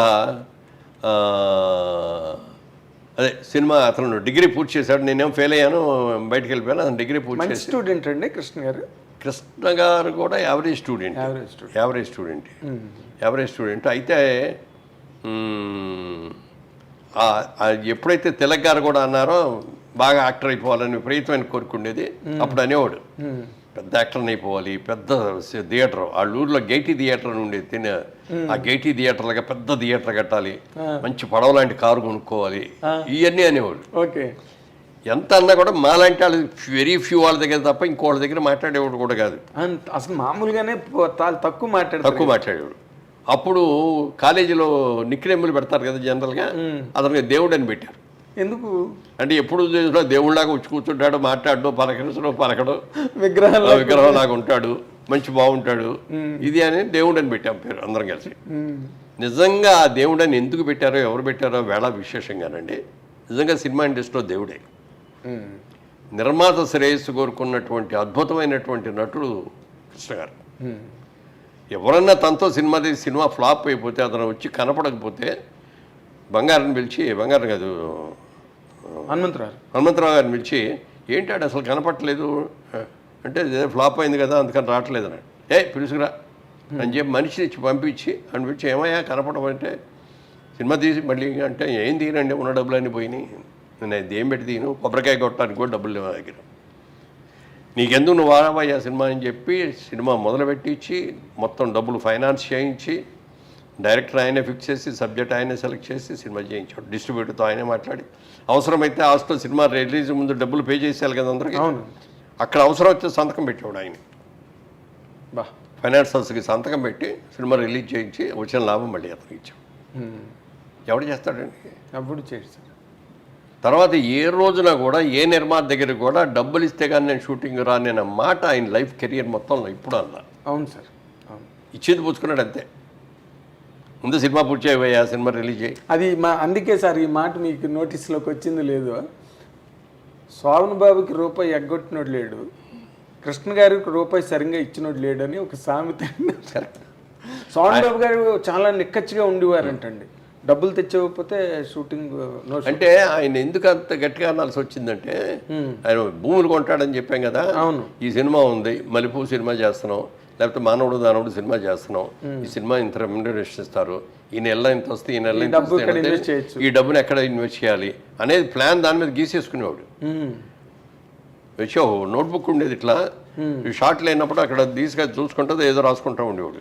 అంతేగాని క్యారెక్టర్ వాటి గురించి కాదు, అట్లా అని కాదు, క్యారెక్టరే అదేలేండి ఇది. అందుకని ఏంటంటే ఆ డబ్బు ఆ టైంకి అతను ఇవ్వకపోతే చాలా ఇబ్బంది అయిపోయాడు అనమాట. ఇన్స్టాల్మెంట్ కట్టాలి కదా. మరి వీళ్ళ సాధక బాధకాలు కూడా అవసరమే కదా సార్. అట్లే డిఫరెంట్గా పాటించుకుంటే ఎక్కడ ఉంటాడు కానీ అదేలేండి. అదే అంటే మనం కృష్ణ గారితో కంపారిజన్లో కంపేర్ చేసుకుంటే కృష్ణ గారి తర్వాత ఎవరైనా ఎవరైనా సరే మేమందరం కూడా అయింది. కాకపోతే నేను కూడా అదే స్కూల్, నేనంటే బిజినెస్లోంచి వచ్చాను కాబట్టి ఫైనాన్స్లో ఎంత కష్టపడతారు, మరి ఎంత డబ్బు తీసుకొచ్చి పెడతాడు నిర్మాత. అవును అవును సార్. ఫస్ట్ ఖర్చు పెట్టేదంతా ఆయన, ఆఖరణ చిల్లర ఎత్తుకునేది ఎవరంటే ప్రొడ్యూసర్. అవునండి. అది వస్తే ఇంకో సినిమా తీస్తాడు, లేకపోతే నిర్మాతల హీరోవా మీరు దర్శకులు హీరోవా అంటే నిర్మాతల హీరో. నేను నిర్మాతల హీరో. అందుకని ఆ కష్టకాలు తెలుసు కాబట్టి నేను ఏ రోజున కూడా డబ్బులు ఇస్తే రాను అనే మాట అనలా. ఓకే, ఇచ్చింది తీసుకున్నా. అదే పైగా మీరు కృష్ణ గారి ఇన్ఫ్లుయెన్స్ క్లాస్మేట్స్ కూడా కదా మీ ఇద్దరును. అంటే కృష్ణ గారి తాలూకా ఈ ట్రాజెక్టరీ ఏదైతే ఉందో, ఆయన వస్తూనే మోసగాడు చేసేయడం, వస్తూనే ఇంకేదో చేసేయడం, వద్దంటుంటే అల్లూరి సీతారామరాజు తీసేయడం, అసలు అవన్నీ చూస్తే మీకు ఎలా అనిపించింది? అంటే ఆ కృష్ణ ఒకటేనా? అదే అన్న, కాలేజీలో ఉండేవాడు, నోట్లోంచి మాట కూడా బయటకు వచ్చేది కాదు, మాట్లాడటం కూడా సినిమా షూటింగ్లో తెగ మాట్లాడేసేస్తూ ఉండేవాడు బయట. అవునండి. బయట కూర్చోగానే ఏ సినిమా రిలీజ్ గానే ఇది ఫస్ట్ డే ఎంత వచ్చి, సెకండ్ డే ఇది ఎంత ఎంత ఎంత బిజినెస్ చేస్తే ఇవన్నీ చెప్తూ ఉండేవాడు. అందరు కలిసి చూడేవారు, అందరు కూర్చొని నవ్వుకుంటూ ఉండేవారు. అసలు హుషారుగా ఉండేది. ఆయన సినిమా అయినా రోజు బ్రహ్మాండంగా ఉంది నాగేంద్ర మన సినిమా అన్నాడు. అంటే అనుకున్నాను, ఓకే సార్ కంగ్రాచులేషన్ సార్ అన్నాను. మర్నాడే కలిసాను నేను, జరిపోయింది 70mm మెడ్రాస్లో. మొన్న ఇలా సెట్లకు వెళ్ళగానే నిన్న చెప్పిన రిపోర్ట్ తప్పయ్యా నాగేంద్ర, మన సినిమా ఫ్లాప్, డబ్బాలు పంపించేస్తారు చెప్పాడు. నాకు ఎలా రియాక్ట్ అవ్వాలి, ఎంత బాగా చెప్పుకునేవాడు, అంత ధైర్యంగా చెప్పేవాడు. అవతల వాళ్ళ సినిమా కూడా ఈ సూపర్ బ్రదర్స్ అని AVS డైరెక్ట్ చేసిన సినిమాకి చిరంజీవి గారును కృష్ణ గారు ఇద్దరు గెస్ట్స్గా వచ్చారు, చీఫ్ గెస్ట్లుగా. అయిపోయిన తర్వాత బయటకు వచ్చి కూర్చున్న తర్వాత చిరంజీవి గారిది అది అప్పుడు ఏదో మాస్టర్ ఏదో సినిమా రిలీజ్ అయింది సార్. అప్పుడే మాస్టర్ రిలీజ్ అయితే మొత్తం టౌన్ రికార్డులన్నీ చిరంజీవి గారికి చెప్పారండి కృష్ణ గారి పక్కన కూర్చుని. ఏ సినిమా అనకాపల్లి దగ్గర నుంచి అంటే ఫింగర్ చిరంజీవి గారు అయితే మీరు నమ్మరు, ఆశ్చర్యపోయారండి. అని ఇటే ఆయన మెమొరీ, అసలు కృష్ణ గారి మెమొరీ అని. సో ఆయన తరతరం భేదం లేదండి, ఫెయిల్యూర్ అయినా ఎదుటి వాళ్ళు సక్సెస్ అయినా ఆయన సమానంగా చూడగలిగారు. బట్ మీరు ఒక ఆర్టిస్ట్గా ఒక అల్లూరి సీతారామరాజు లాంటి ఒక క్యారెక్టర్ చేసిన ఏది రామారావు గారే మళ్ళీ కమర్షియల్గా ఇది అవ్వదు అని చెప్పి మానేశారండి. కృష్ణ గారి తీద్దాం, అప్పుడు కృష్ణ గారికి రామారావుకి మంచి ఇది ఉండేది, అండర్స్టాండింగ్. ఈయన సినిమాలు కూడా చేశాడు కదా, దేవుడు చేసిన ఎన్ని చేశాడు కదా, మొదలు పెట్టినప్పుడు వెళ్ళి అడిగాడు కృష్ణ గారు. ఏమంటే మీరు అల్లూరి సీతారామరాజు గారు తీద్దామని అనుకున్నారు కదా, స్క్రిప్ట్ అవన్నీ కూడా మీరు రెడీ చేశారు, తీస్తున్నారా అని అడిగాడు. అది కమర్షియల్గా వైబుల్ అవుదయ్యా, అందుకని ఆలోచిస్తున్నాను ఏం చేద్దామని అన్నాడు. మీరు కనుక డ్రాప్ చేశాను అనుకునేటైతే నేను తీద్దామని ఉందండి అన్నాడు. ఏ కృష్ణ నువ్వు అనవసరంగా చేతులు కాల్చుకుంటూ వద్దు అని చెప్పాడు ఆయన. డబ్బులు పోతాయి పోతాయి, అది కమర్షియల్లోగా ఇదయ్యేది కాదు సినిమా. ఏదో అడవుల్లోకి పారిపోతాడు, లేదు అక్కడ ఏమవుతాడు ఎంతసేపు ఆ బాణాలు ఈయన యాక్షన్ సినిమాలో చేసాడు పెద్ద గన్లు మిషన్ గన్లు ఏముండవు, సినిమా కాదు కదా, బాణాలు ఇటువే కదా అన్ని సార్. పెద్ద డ్రెస్సింగ్ లేవు, డ్రీమ్ సాంగ్లు లేవు, ఏముండవు. ఏం లేవు. దానికి ఆయన ఏంటంటే సినిమా స్కోప్లో తీసేసి మొత్తం అవుట్డోర్ తీసుకెళ్ళి చింతపల్లి ఫారెస్ట్ల దగ్గర పెట్టేసి అందరు క్యాంప్ అక్కడ పెట్టేసేసి అట్లా. ఆ డైరెక్టర్ కూడా మొదటి రోజే హార్ట్ అటాక్ వచ్చింది రామచంద్రరావుకి. వస్తే ఏం చేయాలని తెలియకపోతే ముందు హాస్పిటల్కి తీసుకెళ్ళిపోండి, వైజాగ్ అక్కడికి తీసుకెళ్ళి ఇది చేశారు. అప్పుడు అక్కడ దగ్గరికి అది అక్కడ చేసి వెళ్ళేటప్పుడు రామచంద్రరావు మీరేం కంగారు పడకుండా వెళ్ళండి, ఎవరినో మీరు చేసుకొని మీరే తిరిగి వస్తారు, మీరు తిరిగి వచ్చేవరకు నేను డైరెక్ట్ చేస్తాను లేండి అన్నాడు. అప్పుడు దాకా డైరెక్షన్ కూడా తెలియదు వీరికి. ఓకే. కాకపోతే అంటే దాంట్లో సబ్జెక్ట్ అంతా కూలంకషంగా ఏ టు జడ్ తెలుసు కాబట్టి మొదలు పెడుతున్నాడు కాబట్టి ఆయన చేయటం మొదలెట్టాడు. మొదలుపెట్టేసాడు. సినిమా డైరెక్టర్ ఎవరు పేరంటే ఆయన పేరే వేసాడు. అవునండి, వి రామచంద్ర గారి పేరే ఉంటుంది. ఆయన తర్వాత వచ్చి అసలు తగ్గి ఆయన వచ్చి మళ్ళీ షూట్ చేయలే. అవును, పోయారు. మొత్తం అంతా ఈయనే చేశాడు, ఆయన చనిపోయాడు. అవును, డైరెక్టర్ అతను పేరే చేశాడు. అలాంటి మారల్ వాల్యూస్ అసలు తర్వాత డబ్బులు కూడా ఫ్యామిలీకి పంపించాడు. సినిమా మొత్తం డైరెక్ట్ చేస్తే ఎంత ఇస్తాడో ఆ అమౌంట్ అంతా కూడా ఇచ్చి పంపించాడు. గ్రేట్ కదా సార్ నిజంగా. అందుకే అన్నది నిజంగా ఇండస్ట్రీలో దేవుడు అంటే దేవుడే. అవి ఎవరు పెట్టారండి కాలేజీలో పేరు దేవుడు అని అతనికి? నేను మాత్రం పెట్టలేదు, కానీ ఎవరు పెట్టారు చాలా ముందు చూపుతో పెట్టాడు నిజంగా. అంటే దేవుడు అన్న పేరు దేవుడే పెట్టాడేమో అనిపిస్తుంది. లేకపోతే అసలు అలాంటి ఆలోచన ఇప్పుడు ఏదో బొంగమూతనో ఏదో జడ్డివాడు ఇలాంటివే పెడతారు, కానీ దేవుడు అని పెట్టడం ఏంటి సార్? అంటే తెల్లటి బట్టలు వేసుకొని చక్కగా అందంగా ఉండి వైట్ డ్రెస్ వేసుకుని, వైట్ డ్రెస్ ఎక్కువ వేసేవాడు, మంచి జుట్టు గిరిజాల జుట్టు చాలా బాగుండేది అప్పుడు. తర్వాత ఊడిపోయింది కానీ. అవును, మీ అందరికీ ఊడిపోయింది. అసలు అక్కడికి వెళ్ళింది రామారావుది ఎంత పెద్ద జుట్టు అండి, ఎందుకు బ్రహ్మాండం. నాగేశ్వరరావుది దొంగరాముడు సినిమాలో మంచి హెయిర్ స్టైల్, సోహన్ బాబు గారిది మీ అందరిది. కానీ బట్ ఆ విగ్గులు పెట్టేసి ఆ విగ్గులు పెట్టంగానే ఏమవుతుందంటే లోపల చెవట్లు పట్టేస్తాయి. ఆ చెవట్లు పట్టేసి దానికి అట్లాగే ఉండేటప్పుడు కూడిపోతాం. తర్వాత ఇంకోటి, ఇప్పుడు కృష్ణ గారికి రామారావుకి మధ్యలో రిఫ్ట్ రావడం, వాళ్ళిద్దరి మధ్య డిఫరెన్స్ ఎవరికి ఏమి తెలియదు సార్. ఊరికి అవ్వాకులు చెవ్వాకులు పేలుతారు సార్ బయట. ఏమండి అసలు ఏం జరిగింది సార్ వాళ్ళిద్దరి మధ్యన? అంటే యాక్చువల్గా నాకు కూడా దాంట్లో ఇన్వాల్వ్ కాలేదు నేను, ఎందుకంటే బట్ కొంతవరకు జెన్యూన్ ఇన్ఫర్మేషన్ వచ్చి ఉంటుంది. అదే ఇప్పుడు ఈయన కూడా సినిమా చేద్దామని అనుకున్నాడు. రామారావు గారు ఆయన అప్పుడు ఇంకా మొదలు పెట్టలేదు అనుకుంటా. ఆయన కూడా లేదు, ఆయన పడుతున్నాడు, స్క్రిప్ట్ వర్క్ ఇదంతా జరుగుతుంది. ఈ టైంలో ఇతను మొదలు పెట్టాడు. మొదలు పెట్టినప్పుడు ఆయనకి పౌరుషం వచ్చింది. ఏంటి పౌరాణిక క్యారెక్టర్ నేను చేయాలి కానీ కృష్ణ చేస్తే ఎవరు చూస్తారు అని చెప్పి ఈయన సైమల్టేనియస్గా మొదలుపెట్టి నెల రోజుల్లో సినిమా తీసేసి రిలీజ్ చేశాడు. పెద్ద హిట్ అయిపోయింది. ఏది? ఎన్టీ రామారావు సినిమా దానవీర్ సూర్కర్. అవునండి, అవును. అందులో 4-5 క్యారెక్టర్లు చేసి ఆయన డైరెక్ట్ చేసి, అది చాలా భయంకరమైన ప్రయోగం సార్ అది దానవీర్ సూర్కర్. ఆయన కాబట్టి ఈయనకి దేవుడు అని పేరు పెట్టారు. ఆయన పూర్తిగా దేవుడు, నిజంగా దేవుడు, దైవాంశ సంభూతుడు. 100% దానిలో డౌట్ లేదు. ఎవడు కృష్ణుడు వేసినా కృష్ణులాగా ఉంటాడు, దుర్యోధనుడు దుర్యోధనులాగానే ఉంటాడు, రావణాసురుడు ఇస్తే రావణాసురుడులాగానే ఉంటాడు. బాబాయ్ మైండ్ బ్లోయింగ్. అంటే నార్మల్ గా ఆయనకి దేవుడు అని పేరు పెట్టారండి మీ కాలేజీలో. బట్ ఎన్టీ రామారావు ప్రత్యక్ష దైవాంశ సంభూతుడు. ఎందుకంటే ఆయన కృష్ణుడు గెటప్ మాయాబజారులో చేసినప్పుడు ఇప్పుడు ఇది వచ్చేది విజయ్ చిత్ర మ్యాగజైన్ గుర్తుంది కదా, కలర్ ప్రింటింగ్. అప్పట్లో కలర్ ప్రింటింగ్ ఉండేది కాదు, అది ఒక్క మ్యాగజైన్ కలర్ లో ఉండేది. అవునండి. దాంట్లో సెంటర్ స్ప్రెడ్ లో రామారావు గారిది ఈ కృష్ణుడు గెటప్ వేశారు. అది చూసి అందరూ థ్రిల్ ఫీల్ అయిపోయి ఎవరికాళ్ళు దాన్ని జాగ్రత్తగా ఓపెన్ చేసి ఫ్రేములు కట్టుకొని ఇళ్లలో తగిలించుకునేవాళ్ళు కొంతమంది, దేవుడి గదిలో పెట్టుకునేవాళ్ళు కొంతమంది. ఇప్పటికే ఉన్నాయి కొన్ని ఇళ్లలో. అవునండి, కృష్ణుడు గెటప్ అన్డౌటెడ్గా. మొన్న ఎవరో వాళ్ళు లేనిపోని కాంట్రవర్సీ లేపి ఎన్టీ రామారావు విగ్రహం. ఇప్పుడు చాలా చోట్ల అల్లూరి సీతారామరాజు విగ్రహాలు మీరు గమనించండి కృష్ణ గారి లాగా ఉంటాయి. అదే అంట. ఆడు కూడా మనిషి కదండి, శిల్పి చెక్కేవాడు. ఆడికి ఒక ఆనికి కావాలి కదా, ఎలాగని. దాని మీద అసలు మొన్న చాలా తప్పు, దారుణం అండి. దారుణం. పాపం ఎన్ఆర్ఐ అమెరికా నుంచి అందులో తీసుకొచ్చి బోల్డ్ అంత అమౌంట్ పెట్టి ఒక అద్భుతమైన ఇది చేయాలని చాలా పెద్ద విగ్రహం అది. అవును, అంత చేస్తే మన ఇండస్ట్రీ వాళ్ళు దానికి ఎదురు తిరిగి ఇది చేశారు. దీని వెనక అప్పుడు ఎంక్వైరీ చేస్తే ఏంటంటే పొలిటికల్లో ఇది జరిగింది. ఈయన ఇది పెట్టేసేస్తే అజయ్ కుమార్ గారు కదా మినిస్టర్, అవును, ఈయన పేరు వచ్చేస్తుంది అని చెప్పి దాన్ని దెబ్బ కొట్టడం కోసం యాదవ్లో ఉన్న ఆర్టిస్టులు వాళ్ళని కొంత ఇది చేసేసి వాళ్ళే డబ్బులు ఇచ్చి ఇది చేసి నేను పెట్టి చేశారు పొలిటికల్గా. ఓకే, ఇప్పుడు వరకు రాలా. ఇక నిన్న ఏదో మాటల మీద ఆయనే ఫోన్ చేశారు, ఏమండి ఏమైంది కేసు అంటే, అది ఇప్పుడప్పుడే తేలేటట్లేదండి, ఈ విగ్రహాన్ని అప్పటిదాకా అట్లా ఉంచడం ఇష్టం లేదు, పక్కన ఎవరిదో ల్యాండ్ ఉంది, ఆ ల్యాండ్ అతను కూడా ఇస్తున్నాడు, అక్కడ పెట్టేసి చేస్తున్నాం, తొందరలో దాన్ని స్టార్ట్ చేస్తాం, ప్రతిష్ఠించేసేస్తాం చెప్పారండి. చెప్పాడే. Okay, very good, very good. అంటే రామారావు గారితో పాటు ప్యారలల్గా నాకు రామనాయుడు గారు ఒకసారి నాతో అన్నారు సార్, ఎన్టీ రామారావు గారి మాస్ పాపులారిటీ, మాస్ బేస్ని అటాక్ చేసిన హీరో ఒకే ఒక హీరో కృష్ణ అని. అవును, అంటే అతను కూడా మాస్ హీరో కదా. మాస్ హీరో కృష్ణ గారు కూడా మాస్ హీరో.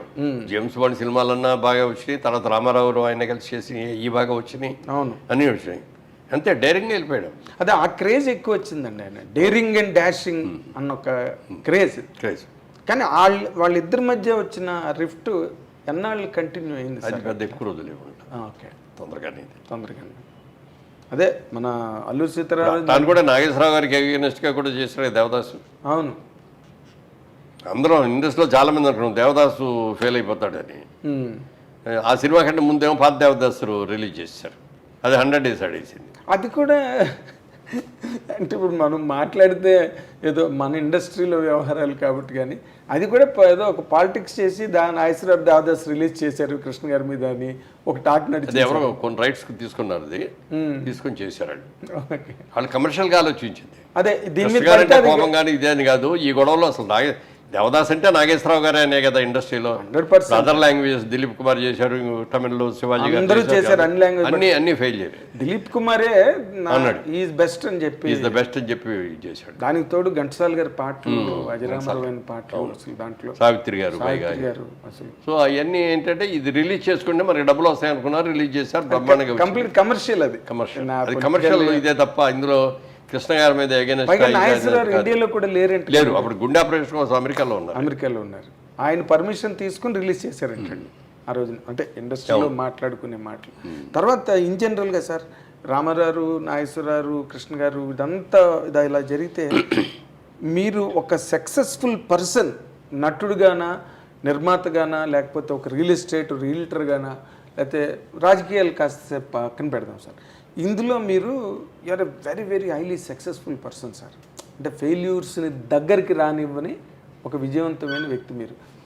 మీ అంత ఒక విజయవంతమైన వ్యక్తి అంటే మీ తాలూకా క్రమశిక్షణ అనండి, పట్టుదల, దీక్ష, ఏమైనా అనండి దాన్ని. But you are a successful man till this minute. But cinema ఇండస్ట్రీలో మీరు వెళ్ళిన తర్వాత ఎంతమందో మీ కళ్ళెదురుగుండా ఫెయిల్ అయిన వాళ్ళు ఉన్నారు సార్. అంటే ఒక హరనాథ్ రాజు గారు కానీ, రాజబాబు కొంత అయ్యి స్వయంకృత అపరాధాలు అంటారే. అంటే నేను ఇండస్ట్రీకి వచ్చినప్పుడు ఎలా ఉండాలనేది కొంతమందిని చూసి నేర్చుకున్నాం, ఎలా ఉండకూడదు అనేది కూడా కొంతమందిని చూసి నేర్చుకున్నాం. అందుకని మీరు చూడండి, వాళ్ళ తర్వాత వచ్చిన హీరోలు ఎప్పుడూ కూడా ఆ ఇదిలో ఎవడో చెట్టకొట్టుకోలే. ఎవడికాడ ఎలా సక్సెస్ఫుల్ అవ్వాలి, ఎలా సక్సెస్ తెచ్చుకోవాలి, ఆ వచ్చిన డబ్బులు ఎక్కడ ఇన్వెస్ట్ చేయాలి, ఏం చేయాలి అనేది అందరూ కూడా ఇప్పుడు ఎవరు పలానా వాడు చేతుల మూలంగా ఇటు బాడీ చేసుకున్నాడు అని ఒక్కడు లేరు, ఎవరు లేడు. హర్నాథ్ గారు, రాజ్బాబు తర్వాత ఇంకెవరు లేరు. వాళ్ళతో మీరు కలిసి ఏమైనా వర్క్ చేశారా సార్? హర్నాథ్ గారితో చేయలేదు, రాజ్బాబుతో చాలా సినిమాలు చేశాం. బట్ రాజ్బాబు కూడా అంత హైలీ సక్సెస్ఫుల్ పర్సన్, కారణం ఏంటి సార్ ఆయన అలాగా? అంటే సొంత సినిమాలు తీయటం మొదలుపెట్టి కానీ సొంత సినిమా అనేటప్పుడు హీరో క్యారెక్టరైజ్ కూడా ఆయన మరి దానికి తగ్గట్టు సినిమాలో కొన్ని సక్సెస్ అయ్యాడు బాగానే. ఎవరికి వారు అది బాగా సక్సెస్ అయింది, 100 రోజులు కూడా ఆడింది. అది దాంట్లో కూడా నేను వేసాను. అవును, మీరున్నారు. అదే ఇప్పుడు చలంగారు కూడా కొన్నాళ్ళు సక్సెస్ఫుల్ చేశాడు, ఆయన కూడా హీరోగా. అవునండి.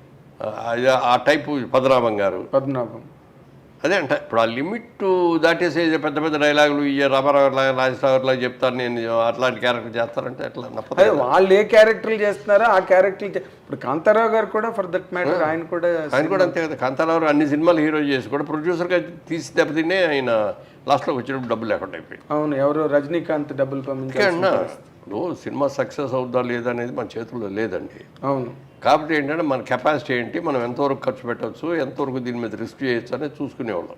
ఆ లెక్కలు అందులో నాకు మా బ్రదర్ కిషోర్ ఆడిటింగ్లో బాగా ఎక్స్పర్ట్, బ్రహ్మాండ కంపెనీలో చదువుకున్నాడు. అందుకని ఎప్పటికప్పుడు ఇది 4 జిల్లాలు బేరాలు వచ్చి అమ్మేసేద్దాం అనేవాడు. ఎందుకు సినిమా చాలా బాగా వచ్చింది, ఏం అక్కర్లేదు అనేవాడు నేను.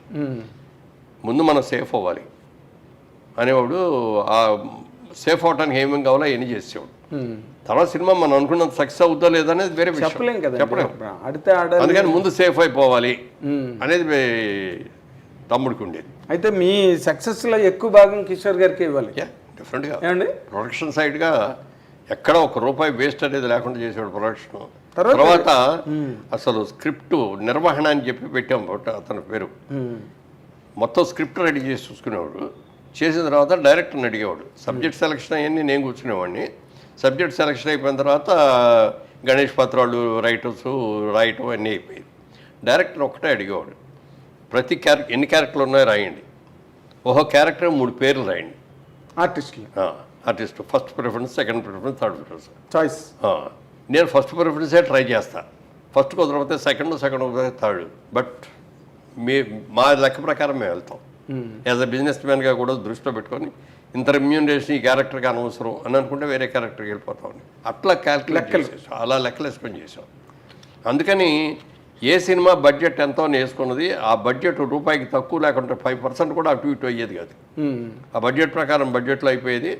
ఇది ఈ సినిమా మొదలుపెట్టిన తర్వాత 100 రోజు సినిమా రిలీజ్ చేద్దాం అని అనుకుంటే 100 రోజు చేసాం పర్ఫెక్ట్గా. ఈ అన్నిటికీ అందుకే కొంచెం కిషోర్ గారికి చెడ్డ పేరు ఉంది సార్ ఇండస్ట్రీలో, అదే దుర్మార్కెట్ అని. అంటే ఏదో అంటారు పాపాల వారుడు అంటుంది చూడే. నా దగ్గరికి వచ్చి ఎవరో డేట్లు అడిగేవారు. అలాగే నేను తప్పకుండా చేద్దామండి, బ్రదర్ ఉన్నాడు కదా కిషోర్తో మాట్లాడండి అనేవాడు. ఆయన దగ్గరికి వెళ్ళగానే కుదరదండి, ఇప్పుడు ఎట్లా కుదురుద్ది అనేవాడు. నాకు తెలుసు మురళీమోహన్ గారు మంచివాడు కానీ వాళ్ళ అబ్బాయినండి టఫ్ అండి మాట ఎండండి అనేవాడు. కాదు, కిషోర్ గారు ఆఫీస్లో ఉన్నారంటే వెనక్కి తిరిగి వెళ్ళిపోయిన వాళ్ళు నాకు తెలుసు అండి మెడ్రాస్లో. అందుకే నవ్వు వస్తుంది నాకు తలుచుకుంటే. నేనే ఎవరి దగ్గర నో అని లేకపోయేవాడిని.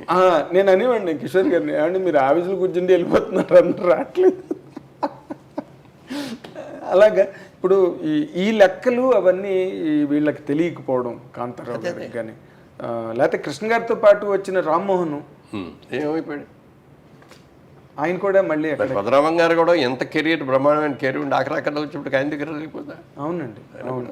సరే, ఇప్పుడు ఇదొక ఎత్తండి. జనరల్గా మీరు ఇందాక అన్నారు ఏది, సావిత్రి గారి సినిమా రిలీజ్ అయితే ఫస్ట్ షో అని చెప్పి, మీరు సావిత్రి గారితో ఎప్పుడైనా ఇండస్ట్రీకి వెళ్ళిన తర్వాత మూవ్ అయిన సందర్భాలు ఉన్నాయా? సినిమాలు చేశాంగా. అదే సినిమాలు చేయడమే కాకుండా జనరల్గా మీరు లేదు అభిమానిగా అంటే మొట్టమొదటి సినిమా భారతంలో ఒక అమ్మాయి అని దాసరి గారు డైరెక్ట్ చేశారు. నాకు తల్లి ఏమో సావిత్రి గారు, తండ్రి ఏమో కాంతారావు గారు. చంద్రమోహన్కి ఏమో రాజసులోచన గారి తల్లిను ప్రభాకర్ రెడ్డి గారి తండ్రి. అక్కడ గొడవలు వస్తాయి అనమాట. ఈ అమ్మాయిని పెళ్లి చేసి రోజారమ్మని పెళ్లి చేసుకోవడం దగ్గర ఇది ఇన్ని.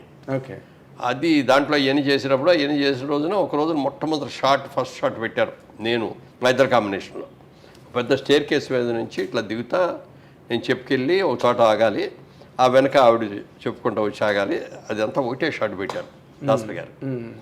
రిహార్సల్ చేసాం, 2 రిహార్సల్ బాగానే ఉన్నాయి, టేక్ అన్నారు. నేను వచ్చేసాను. వచ్చిన తర్వాత ఆవిడ డైలాగ్ అవ్వాలి మొదలుపెట్టలా. ఏమిటి మర్చిపోయిందా ఏంటి పెద్ద ఆవిడ అని అనుకుంటా డైరెక్టర్ ఇంకా చూస్తున్నా ఇట్లా ఏమైనా కట్ చెప్తాడని. కట్ చెప్పలా. తర్వాత మెల్లగా డైలాగ్ చెప్పుకుంటూ వచ్చింది, చేసింది. ఓకే ఓకే అని అందరూ చప్పట్లు కొట్టారు. నాకు అర్థం కాదు ఇదేంటి ఇంత గ్యాప్ వచ్చింది, ఇంత డిలే వచ్చింది, ల్యాగ్ వచ్చింది. ఆ రోజులో ల్యాగ్ అనేది ఎక్కువగానే ఉన్నాం కదా, ఇంత ల్యాగ్ వచ్చింది. డైరెక్టర్ గారు కూడా ఓకే అన్నారు అని చెప్పి షూటింగ్ అయిన తర్వాత ఆయన అడిగాను నేను, ఏమండి మరి అక్కడ గ్యాప్ వచ్చింది కదా, రిహార్సల్ అంత క్విక్గా చెప్పి ఇక్కడికి వచ్చేవాడు గ్యాప్ వచ్చింది కదా, మరి ఓకే చేశారేంటి అంటే, రష్లో వచ్చిందిరా రష్ చూడు అన్నాడు. వెళ్ళి చూస్తేనండి ఆ గ్యాప్లో ఇచ్చిందండి ఎక్స్ప్రెషన్స్. అసలు ట్రెమండ్రస్ అనమాట. గ్యాప్ ఎందుకు తీసుకుందనే దానికి గొప్ప డైలాగ్ చెప్పేటి ఎవరైనా చెప్తారు, ఎవరైనా చెప్తారండి. కానీ నేను చెప్పిన డైలాగ్కి ఆవిడ రియాక్షను ఇదన్నమా అట్లా ఇది చేసింది. అది చూసిన తర్వాత వెళ్ళి కాళ్ళకి దండం పెట్టాను. ఓకే, మహానటేనండి మీరు. అది చెప్తే ఆ రోజు నాకే ఇచ్చింది. నేను వెనక తిరిగి చూడకూడదు, దిగి వచ్చాను కదా. పైగా నా అంత మహానటిని అమ్మ గ్యాప్ వచ్చింది బాగాలేదు అని అనలేం కదా మనం. ఆవిడ అప్పట్లో ఆ టైంకి అసలు సావిత్రి గారి షూటింగ్కి వస్తేనే చాలు, సెట్కి వస్తేనే చాలు, ఎందుకంటే ఆవిడ అప్పటికే డిజాస్టర్లోకి వెళ్ళిపోయారు. సూర్యన్ బాబు సినిమా తీశాడు, ఇది కృష్ణ గారి ఏదో గుర్తురాట్ల పేరు అది. ఆ సినిమాకి సావిత్రి గారి తల్లి, గుమ్మడి గారి తండ్రి, నేను చిన్న కొడుకుని, కొంచెం అల్లసిల్లరగా తిరిగే టైప్ అనమాట. ఒకటే షాట్ పెట్టాడు రాజాచంద్ర, కెమెరా టాప్ యాంగిల్లో పెట్టేసి నైట్ సీను మొత్తం లైటింగ్ గిటింగ్ అంతా చేసి ఆవిడ నన్ను వచ్చి తిట్టి కొట్టడం అనమాట. షాట్ అందరూ కొట్టారు, అందరూ అయిపోయింది, చేశారు, బ్రహ్మాండంగా వచ్చేసింది, అందరూ చప్పట్లు కొట్టారు, అయిపోయింది. అంతా అయిపోయిన తర్వాత నాకు ఏదో లోపల మండుతున్నట్టుగా ఉంది, ఇవన్నీ ఊదుకుంటున్నా. ఆవిడ చూసి గవ్వ వచ్చేసి ఏంటి అన్న ఏమైంది అంది. ఇవి ఏం లేదమ్మా, కొంచెం ఏదో ఇదిలాగా ఉంటే ఇది అని ఊతున్నారు. కానీ గుడ్డీలు తీసి చూస్తే ఆవిడ లాగి ఇట్లా కొట్టి చేయటంలో ఈ గోల్డ్ని ఇట్లా గీసుకొని బ్లడ్ వస్తాను. ఇక అక్కడ చూసేసి నాన్న సారీ నాన్న మా ఇంత అద్భుతంగా చేశారు, ఇక్కడ కావాల్సింది అదే ఇంపాక్ట్, ఇక్కడ ఏం తగిలినాయి అది కాదు, ఏముంది నథింగ్ ఇవి అని చెప్పి చేస్తే కూడా అంత వెరీ డెలికేట్ అసలు. ఎవరికైనా చిన్నాళ్ళకి పక్కన వాళ్ళకి కష్టం వచ్చిందంటే వెరీ సెన్సిటివ్, వాళ్ళకి కష్టం వచ్చిందంటే కూడా తట్టుకునేది కదా. అలాగే ఎవరన్నా వచ్చేదన్నా శుభలాకి తీసుకొచ్చి పెట్టారు ఒకటి, దగ్గర ఎంత డబ్బులు ఉంటే అంత డబ్బులు అక్కడ ఇచ్చేసారు. అలాగే ఆవిడ మీరు అంటే ఆల్మోస్ట్ లాస్ట్ డేస్ మీరు అప్పటికి ఇండస్ట్రీకి వెళ్ళిపోయారు, ఆవిడతో యాక్ట్ చేశారు. అసలు ఒక్కొక్కరు ఒక్కొక్క కథనం చెప్తారండి సావిత్రి గారి గురించి. ఎవడి వెర్షన్ వాడిది, ఎవరి వెర్షన్ ఆడిది సావిత్రి గారు. నేను నాకు చూసింది 9 వరకు అయితే అట్లా కొన్ని సినిమాలు రామాయణంలో పిట్టకల వేట ఇంకా అయ్యో కొన్ని సినిమాలు చేశాం మేము అందరం. ఆ సినిమాలన్నీ చాలా సక్సెస్ అయిన తర్వాత ఆవిడతో బాగా ర్యాప్ విపరీతంగా పెరిగింది. సరదాగా ఆవిడకి కూడా కార్డ్స్ ఆడటం ఇష్టం. 6 గంటలు దాటిన తర్వాత ఆవిడ షూటింగ్ చేసేది కాదు, 6కి వెళ్ళిపోతానని చెప్పేది. ఇది 6కి సీల్ 8కో 7 దాకానో 9 దాకానో అయ్యేటట్టు ఉంది అన్నప్పుడు డైరెక్టర్ వచ్చి సైగ చేసేవాడు మాకు, ఆవిడతో కూర్చొని ప్యాకాడేవాడు. ఓకే, ఆయన సైగ చేసేవాడు, సైగ చేసేస్తే ఇక మేము ఆట అయినా కూడా తిప్పేవాళ్ళం కాదు, కార్డు తీసేసి పడేసేసి ఆవిడ షో అని తిప్పేది. అబ్బా బలి పోయిందండి, ఇంకొక ముక్క వస్తే మాకు అయిపోయేదండి అనేవాళ్ళమే తప్ప. అంటే ఇక అవి పుచ్చుకోగానే అదొక సరదా, దాంట్లో ఇన్వాల్వ్ అయిపోయి టైం ఎంత అయిందనే చూసుకునేది కాదు. అంతా అయిపోయిన తర్వాత ప్యాకపోయి ఏంటయ్యా 9 అయిపోయింది, నేను 6కి వెళ్ళిపోతాను, ఇప్పుడు దాకా చేశారేంటి అనేవాడు అనమాట. అట్లా చాలా బట్ అలాగా చిన్నపిల్లల మనస్తత్వం లాగా ఉండేది అనమాట.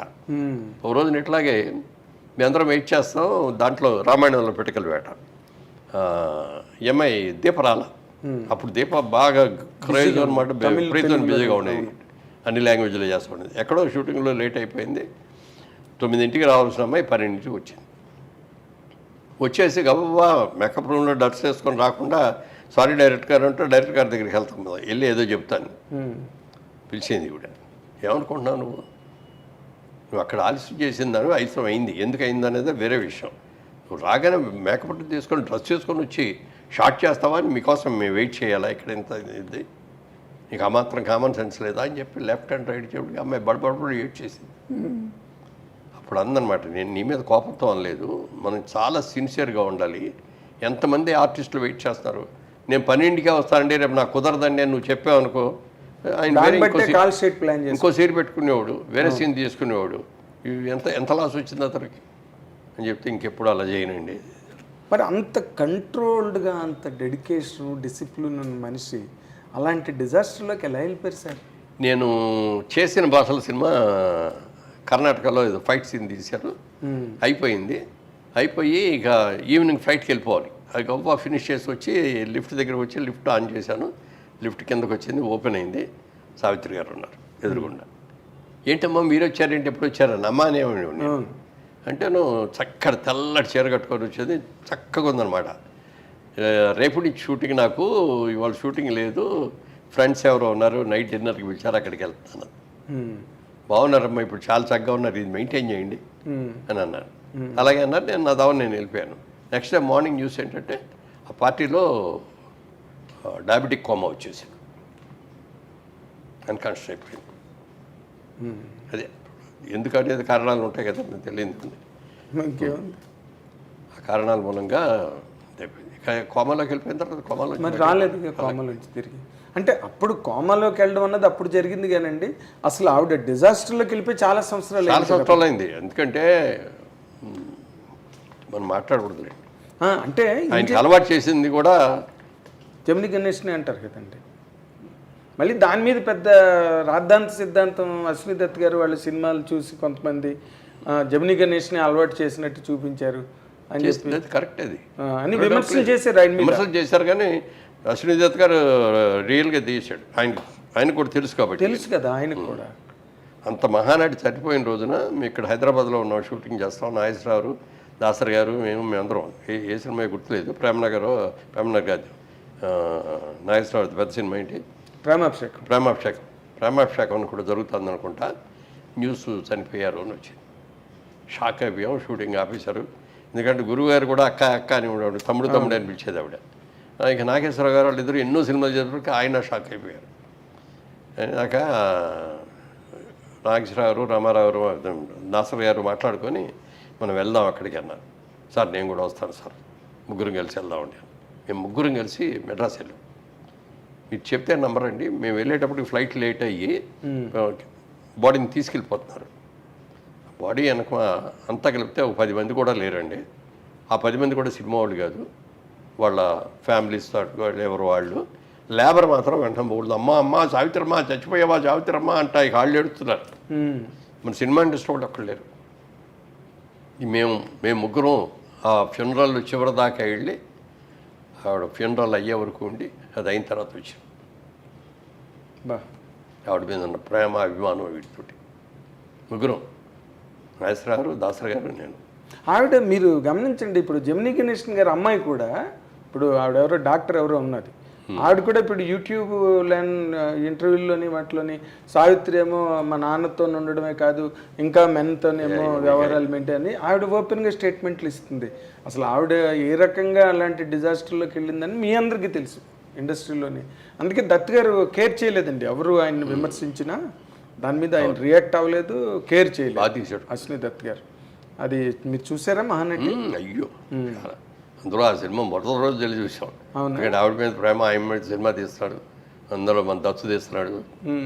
మీకు దత్ గారు కూడా విజయవాడ నుంచి? దత్ గారు విజయవాడలో ఉంది సార్. విజయవాడలో ఉండగా దత్ గారు స్టూడెంట్, కాలేజ్ స్టూడెంట్, చదువుకునే స్టూడెంట్. వాళ్ళ నాన్నగారు నాకు బాగా ఫ్రెండ్, ధర్మరాజు గారు, చలసాని ధర్మరాజు గారు.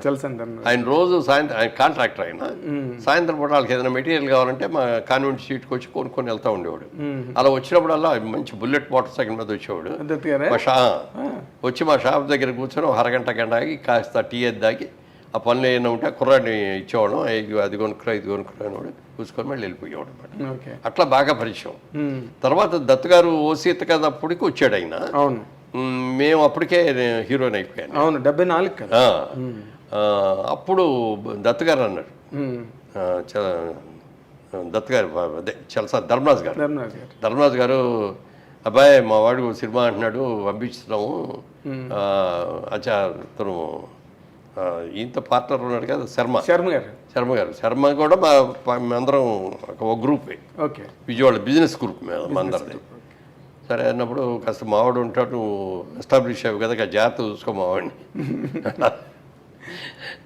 కానీ ఆయన రావడమే ఓసీత్ కథ అవగానే ఎన్టీ రామారావుతో సినిమా. ఓసీత్ కథలో అసలు ఆ శర్మ గారు ఈ ప్రొడ్యూసర్, ఈ డబ్బంతా ఫైనాన్షియల్ ఈయనే ఉంటే అతను వర్కింగ్ పార్ట్నర్ శర్మ. తనే ప్రొడ్యూసర్ లాగా చేసాడు, విశ్వనాథ్ గారు డైరెక్టరు, మమ్మల్ని ఇది చేశాడు. సినిమా కూడా సక్సెస్ అయింది. ఇతను అసలు పరిచయం కూడా చేసాడు, ఈ సినిమా ప్రొడ్యూసర్ అండి అని దత్ గారిని. తర్వాత అతను ఫస్ట్ టైం రావడం కదా, అసలు ఏదో కొత్తగా ఉండేది.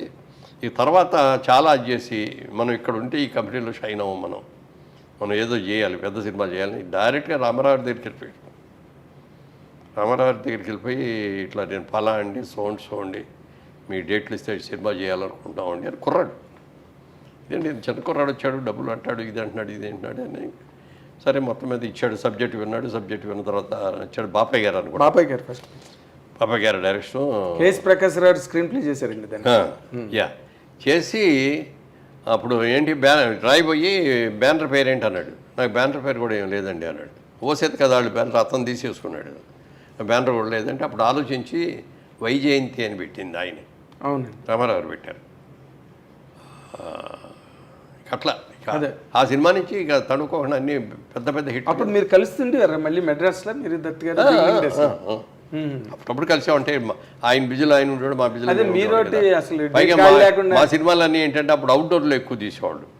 ఏదో ఒక విలేజ్కి వెళ్ళిపోవటం, నెల రోజులు అక్కడ ఉండటం, సినిమా షూటింగ్ చేయటం, మళ్ళీ మెడ్రాస్ రావటం, అట్లా ఉండేది. ఓకే, ఎక్కడో ప్రొజెక్షన్ దగ్గర అక్కడ కలుసుకునేవాళ్ళు, పలకరించుకునే వాళ్ళని తప్ప నామకే వేస్తే కలవడం అంతేగాని మీరు విజయవాడలో కూర్చొని కబుర్లు చెప్పారు అది లేదు. అది కుదరలే. అంటే అది కూడా మాకు ధర్మరాజు గారితోనే కానీ దత్ గారితో అంత ఉండేది కాదు కదా. అప్పుడు కుర్రాడు దత్ గారు. ఓకే, మీకు మీ తర్వాత కొరతరం ధర్మరాజు గారే మాకంటే కొంచెం పెద్ద వయసు, కానీ ఎందుకంటే అదే జంజాల్ గారు దత్ గారు ఇద్దరు ఫ్రెండ్స్ ఒక చోట చదువు. అదే అందరూ కూడా వాళ్ళందరూ SRR college student. SRR college students. అదే ప్రస్తుతం మళ్ళీ మొండిమోహన్ చారిటబుల్ ట్రస్ట్ని ఎలా తీసుకురావాలి లైమ్ లైట్లోకి, ఎలా కొత్త స్టూడెంట్స్ అందరూ చేసుకోవాలి అనే దాన్ని చేసుకుంటూ వీలైతే కొద్దిగా మధ్యలో చిన్న చిన్న సినిమాలు చేద్దాం, పెద్ద సినిమాలు జోలికి వెళ్ళకుండా. ఇప్పుడు మొన్న దిల్ రాజు గారు తీశారు చూడండి, బలగం, లేకపోతే రంగమార్తాండ, ఇట్లాంటి సినిమాలు ఏమైనా మంచి సబ్జెక్ట్ చూసుకొని చేద్దాం. Very good sir. ఇప్పుడు అంటే ఈ నిర్మాణం, సినిమా నిర్మాణం మళ్ళీ అదే నిర్మాణం కూడా చిన్న సినిమాలు అయితే చేస్తారు. అంటే మన బలగం పెద్ద బడ్జెట్కి వెళ్ళి మనం మళ్ళీ ఆ హీరోల దగ్గర నుంచి కాల్ షీట్లు తెచ్చుకొని ఇవన్నీ మన వల్ల కాదు. ఇప్పుడు బ్యానర్ కదా సార్, జైబేరి బ్యానర్ కి ఏ హీరో వాళ్ళ బ్యానర్ చూసి ఎవరు ఇస్తారు, డేట్లు ఇచ్చే రోజులు పోయినాయి. అయ్యి ఇదివరకటి రోజుల్లో అది బ్యానర్ వాల్యూ చూసి అమరావతి లాంటి వాళ్ళకి బ్యానర్ అయితే నీ బ్యానర్ చేయడానికి ఏముంది అని ఇచ్చేవారు. నాగేశ్వరరావు కానీ రామారావు కానీ. అలాగే చిరంజీవి గారి దగ్గరికి కూడా వెళ్ళాం. చిరంజీవి గారు కూడా అడిగితే చేద్దామండి మీ బ్యానర్ మీరు చేయడానికి ఇదే ఉంది, మంచి సబ్జెక్ట్ తీసుకొని రండి అన్నాడు. డైరెక్టర్ రాఘవేంద్రరావు దగ్గరికి వెళ్ళి అడిగాం, అడిగితే సబ్జెక్ట్ తీసుకురా నా దగ్గర, సబ్జెక్ట్ సెలక్షన్ నాకు చేత రాదన్నాడు రాఘవేంద్రరావు గారు. సో అందుమూలంగా నేను చిరంజీవి గారితో చేయలేకపోయాను. చాలా ప్రయత్నం చేశా కానీ చేయలేకపోయాను. అంటే కథ పట్టుకోలేకపోయారా? కథ అంటే ఆ బడ్జెట్కి ఆయన దీనికి కావాల్సిన కథ దొరకాలి, దానికి కావాల్సిన బడ్జెట్ పెట్టుకోవాలి, అన్నీ ఉన్నాయి కదా. ఇప్పుడు మా అనేటప్పటికీ ఏంటంటే lady oriented subjects, family oriented subjects మా అన్నీ. అవును, వాటి మీద మాకు కమాండ్ ఉంది కానీ ఈ కమర్షియల్ సినిమాల మీద కమాండ్ లేదు మాకు. అదే మీరు చేసినవి కూడా ఒకటే రెండో మీకు చేతులు కాలినాయి కదా పెద్ద సినిమాలు. అందుకని పెద్ద సినిమాలు జోలికి వెళ్ళవు, అవకాశం ఉంటే మాత్రం చిన్న సినిమాలు ప్రొడ్యూస్ చేస్తాం. బట్ నటన, ట్రస్ట్ ఈ రెండు మాత్రం, ఈ రెండు మెయిన్. ఈ రెండు నేను ఉన్నా లేకపోయినా కూడా నా ట్రస్ట్ నడవాలనే దానికోసం ఏర్పాట్లు చేసుకున్నాను. Super sir, very good, very good. మీ కార్యక్రమాలు, మీ ప్రణాళికలు, మీ అభీష్టాలు, అభిలాషాలు అన్నీ కూడా దిగ్విజయంగా ముందుకు సాగాలి. మీ పేరు చిరస్థాయిగా చరిత్రలో నిలబడాలని ఐ డ్రీమ్స్ ఆకాంక్షిస్తుంది, అభిలషిస్తుంది. Thank you. మీరు ఇంతవరకు ఎందుకంటే నాకు ఎంత సంపాదించిన ఏం చేసినా సింపుల్ లైఫే నాకు అలవాటు. అవునండి, ఇప్పటికీ సింపుల్ లైఫే లీడ్ చేస్తాను. అందుకని నాకు కోరికలు పెద్ద బంగళా కట్టేయాలి, లేకపోతే చుట్టూ గన్మెన్ని పెట్టుకోవాలి, ఇట్లాంటి కోరికలు లేవు నాకు. Simple man. Simple man, I'm simple man. ఇప్పటికీ సింపుల్ మ్యాన్గానే ఉన్నాను, ముందు కూడా అదే అలాగే ఉంటాను. అందుకని ఈ ట్రస్ట్ కనుక చేసుకోగలిగితే నా ఆత్మ సంతృప్తి కోసం నేను ఉన్నా లేకపోయినా కూడా దాన్ని కంటిన్యూ చేసే. అదే మీ పేరు నిలబడిపోతుంది కదండి చిరస్థాయిగా. అదే మొన్న ఎవరో చెప్పారు పెద్దవాళ్ళు, చచ్చిపోయినప్పుడే బతికున్నప్పుడే చచ్చిపోయిన వాళ్ళ లెక్కలో ఉండకుండా చనిపోయిన తర్వాత కూడా బతికున్నట్టు ఉండాలి. సరిగ్గా అనలేకపోయాను. అదే కాదు బతికుండగా కొంతమంది చచ్చిపోతారు, చచ్చిపోయాక కూడా కొంతమంది బతుకుతారు. అందుకని ఆ రెండో కేటగిరీలోకి వెళ్ళాలని. నిజమే కదా సార్, ఎంతమంది కోటాను కోట్ల రూపాయలు, millions and millions of rupees are there in the country. ఎవరు వస్తున్నారు ముందుకి? అదే కదా, ఎన్ని ఆకలి చావులు. పైగా అందరూ అనుకుంటారు నేనేం పెద్ద 100 కోట్లు ఏం సంపాదించాలి. ఉన్న దాంట్లో మాది అంటే రొటీన్ బిజినెస్, అంటే చక్రంలాగా తిరుగుతూ ఉంటుంది. ఇదో తీసుకుంటాం, ఈ ప్రాజెక్ట్ మొదలు పెట్టాం, ఆ ప్రాజెక్ట్ అయిపోద్ది, అయిపోయిన తర్వాత ఇదిగో ఇంత లాభం వచ్చింది, ఇంకో ప్రాజెక్ట్ మీద పెట్టడం, దాని మీద వెళ్ళటం, ఇది అదే రొటేషన్ రొటేషనే తప్ప మా దగ్గర సాలిడ్గా డబ్బు ఏ రోజున ఉండదు. లిక్విడ్ అలాగా బ్యాంకుల్లో మొలగదు, ఉండదు, అట్లా ఉండదు. బట్ 100% మీరు ఏ విధంగా దాన్ని దాంట్లో ఏం తృప్తి ఉంది, మీరు ఎందుకు ఇది చేస్తారు అంటే బోళ్ళంత ఎంప్లాయ్మెంట్ ఇస్తున్నాం మేము. వాళ్ళు మా దగ్గర మా జైబేరీ కంపెనీలో, కన్స్ట్రక్షన్ కంపెనీలో కానీ, ఆటోమొబైల్ కూడా ఉంది కదా మారుతి డిస్ట్రిబ్యూటర్స్, దాంట్లో కానీ దీంట్లో దాదాపు 6,000 మంది పనిచేస్తారు. అబ్బా, మరి ఇంతమందికి ఎంప్లాయ్మెంట్ ఇచ్చాం కదా, అదే తృప్తి. చాలా గ్రేట్గా సార్. 6,000 మంది అంటే it's not a small bulk. అదే చాలా పెద్ద హ్యూజ్ నెంబర్ కదండి 6,000 మంది అంటే. దట్టు అది సక్సెస్ఫుల్గా రన్ అవ్వడం. అది ఎవరు కిషోర్ గారు చూస్తున్నారు అదంతా? మీ అబ్బాయి గారు బాబు ఇద్దరు. ఇప్పుడు కిషోర్ గారికి ఒకటే కూతురు, మా బాబుకి ఒకటే కూతురు. ఇప్పుడు వాళ్ళిద్దరు కూడా కంపెనీలో డైరెక్టర్లు చేసాం. ఓకే, ఈ ముందు బాధ్యతలు వాళ్ళకి కూడా హ్యాండ్ ఓవర్ చేస్తాం. అంటే ఇంకా వరుసగా రిటైర్మెంట్లు అనౌన్స్ చేసే టైము. బట్ ఏదైనా మీ సంకల్ప బలం, మీరు ఏదైతే చేద్దాం అనుకున్నారో అదంతా కూడా విజయవంతంగా ముందుకి జెండా ఎగరేసి పరిగెడుతున్నాం అనేది మీకు ఎనలేని సంతృప్తి. అదే మీ ఆరోగ్యానికి, మీ అందానికి కూడా ఒక కారణం అని. ఈ సందర్భంగా ఒక చిన్న రిక్వెస్ట్ ఏంటంటే, ఇంటర్వ్యూస్లో ఈ మధ్యన మనం చెప్పింది వేరును పెట్టే హెడ్డింగ్ వేరే పెట్టేవి, వేరే హెడ్డింగ్లు పెట్టేస్తారు. అది చూస్తే మనం అది అనలేదు అనేది తెలుస్తుంది, కానీ ఎంతమంది చూస్తారు? హెడ్డింగ్ ఒక్కటే ఉండి గుర్తుండి అది చాలా మిస్అండర్స్టాండింగ్, చాలా బాధపడుతున్నాం. మీరు దాని గురించి ఆలోచించక్కర్లేదు, ఎందుకంటే ఫస్ట్ ఐ డ్రీమ్స్ దానికి ఒడిగట్టదు. రెండోది, నా ఇంటర్వ్యూస్కి నేను దగ్గరుండి పెడతాను. నా స్టాండర్డ్ ఆఫ్ జర్నలిజము, నా స్టాండర్డ్స్ ఆఫ్ మై కెరీర్ ఒకటే నా సైడ్ నుంచి రిక్వెస్ట్. తప్పకుండా మీకు ఏది కూడా అంటే నెగిటివ్ స్టేట్మెంట్కి వచ్చిన ఇంపార్టెన్స్ పాజిటివ్ రాదు, ఉండదు. రాముడు మంచి బాలుడు అంటే ఎవరు తెలిసి రామాయణం అంటారు. రాముడు దొంగ అంటే అప్పుడు ఇదేంటి కొత్త రామాయణం అని మొదలు చదువుతారు. సో అవన్నీ కామన్గా ఉన్నప్పటికీ కూడా we will not 100% detract our standards just for the. అదొక్కటి మాత్రం రిక్వెస్ట్. ఎందుకంటే రోజు చాలామంది ఫోన్ చేస్తూ ఉంటారు. నాకు ఈ భయంతో ఎవరికి ఇవ్వట్లా, తెలిసిన వాళ్ళకి మాత్రమే ఇస్తున్నాను. అవును, I'm so lucky and will be very careful అండి.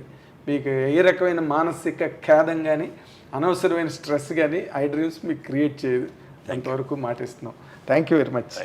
ఇది సువిశాలమైన ఒక విశ్వరూపం లాంటి ఒక వ్యక్తిత్వం, చాలా అద్భుతమైన పరిపూర్ణత్వం, పరిపక్వమైన మనస్తత్వంతో అందరి ముందుకి ఇన్ని సంవత్సరాలుగా ప్రయాణం చేస్తున్న మురళీమోహన్ గారితో జరిగిన మాట మంతి కార్యక్రమం. Enjoy it fully. Thank you very much.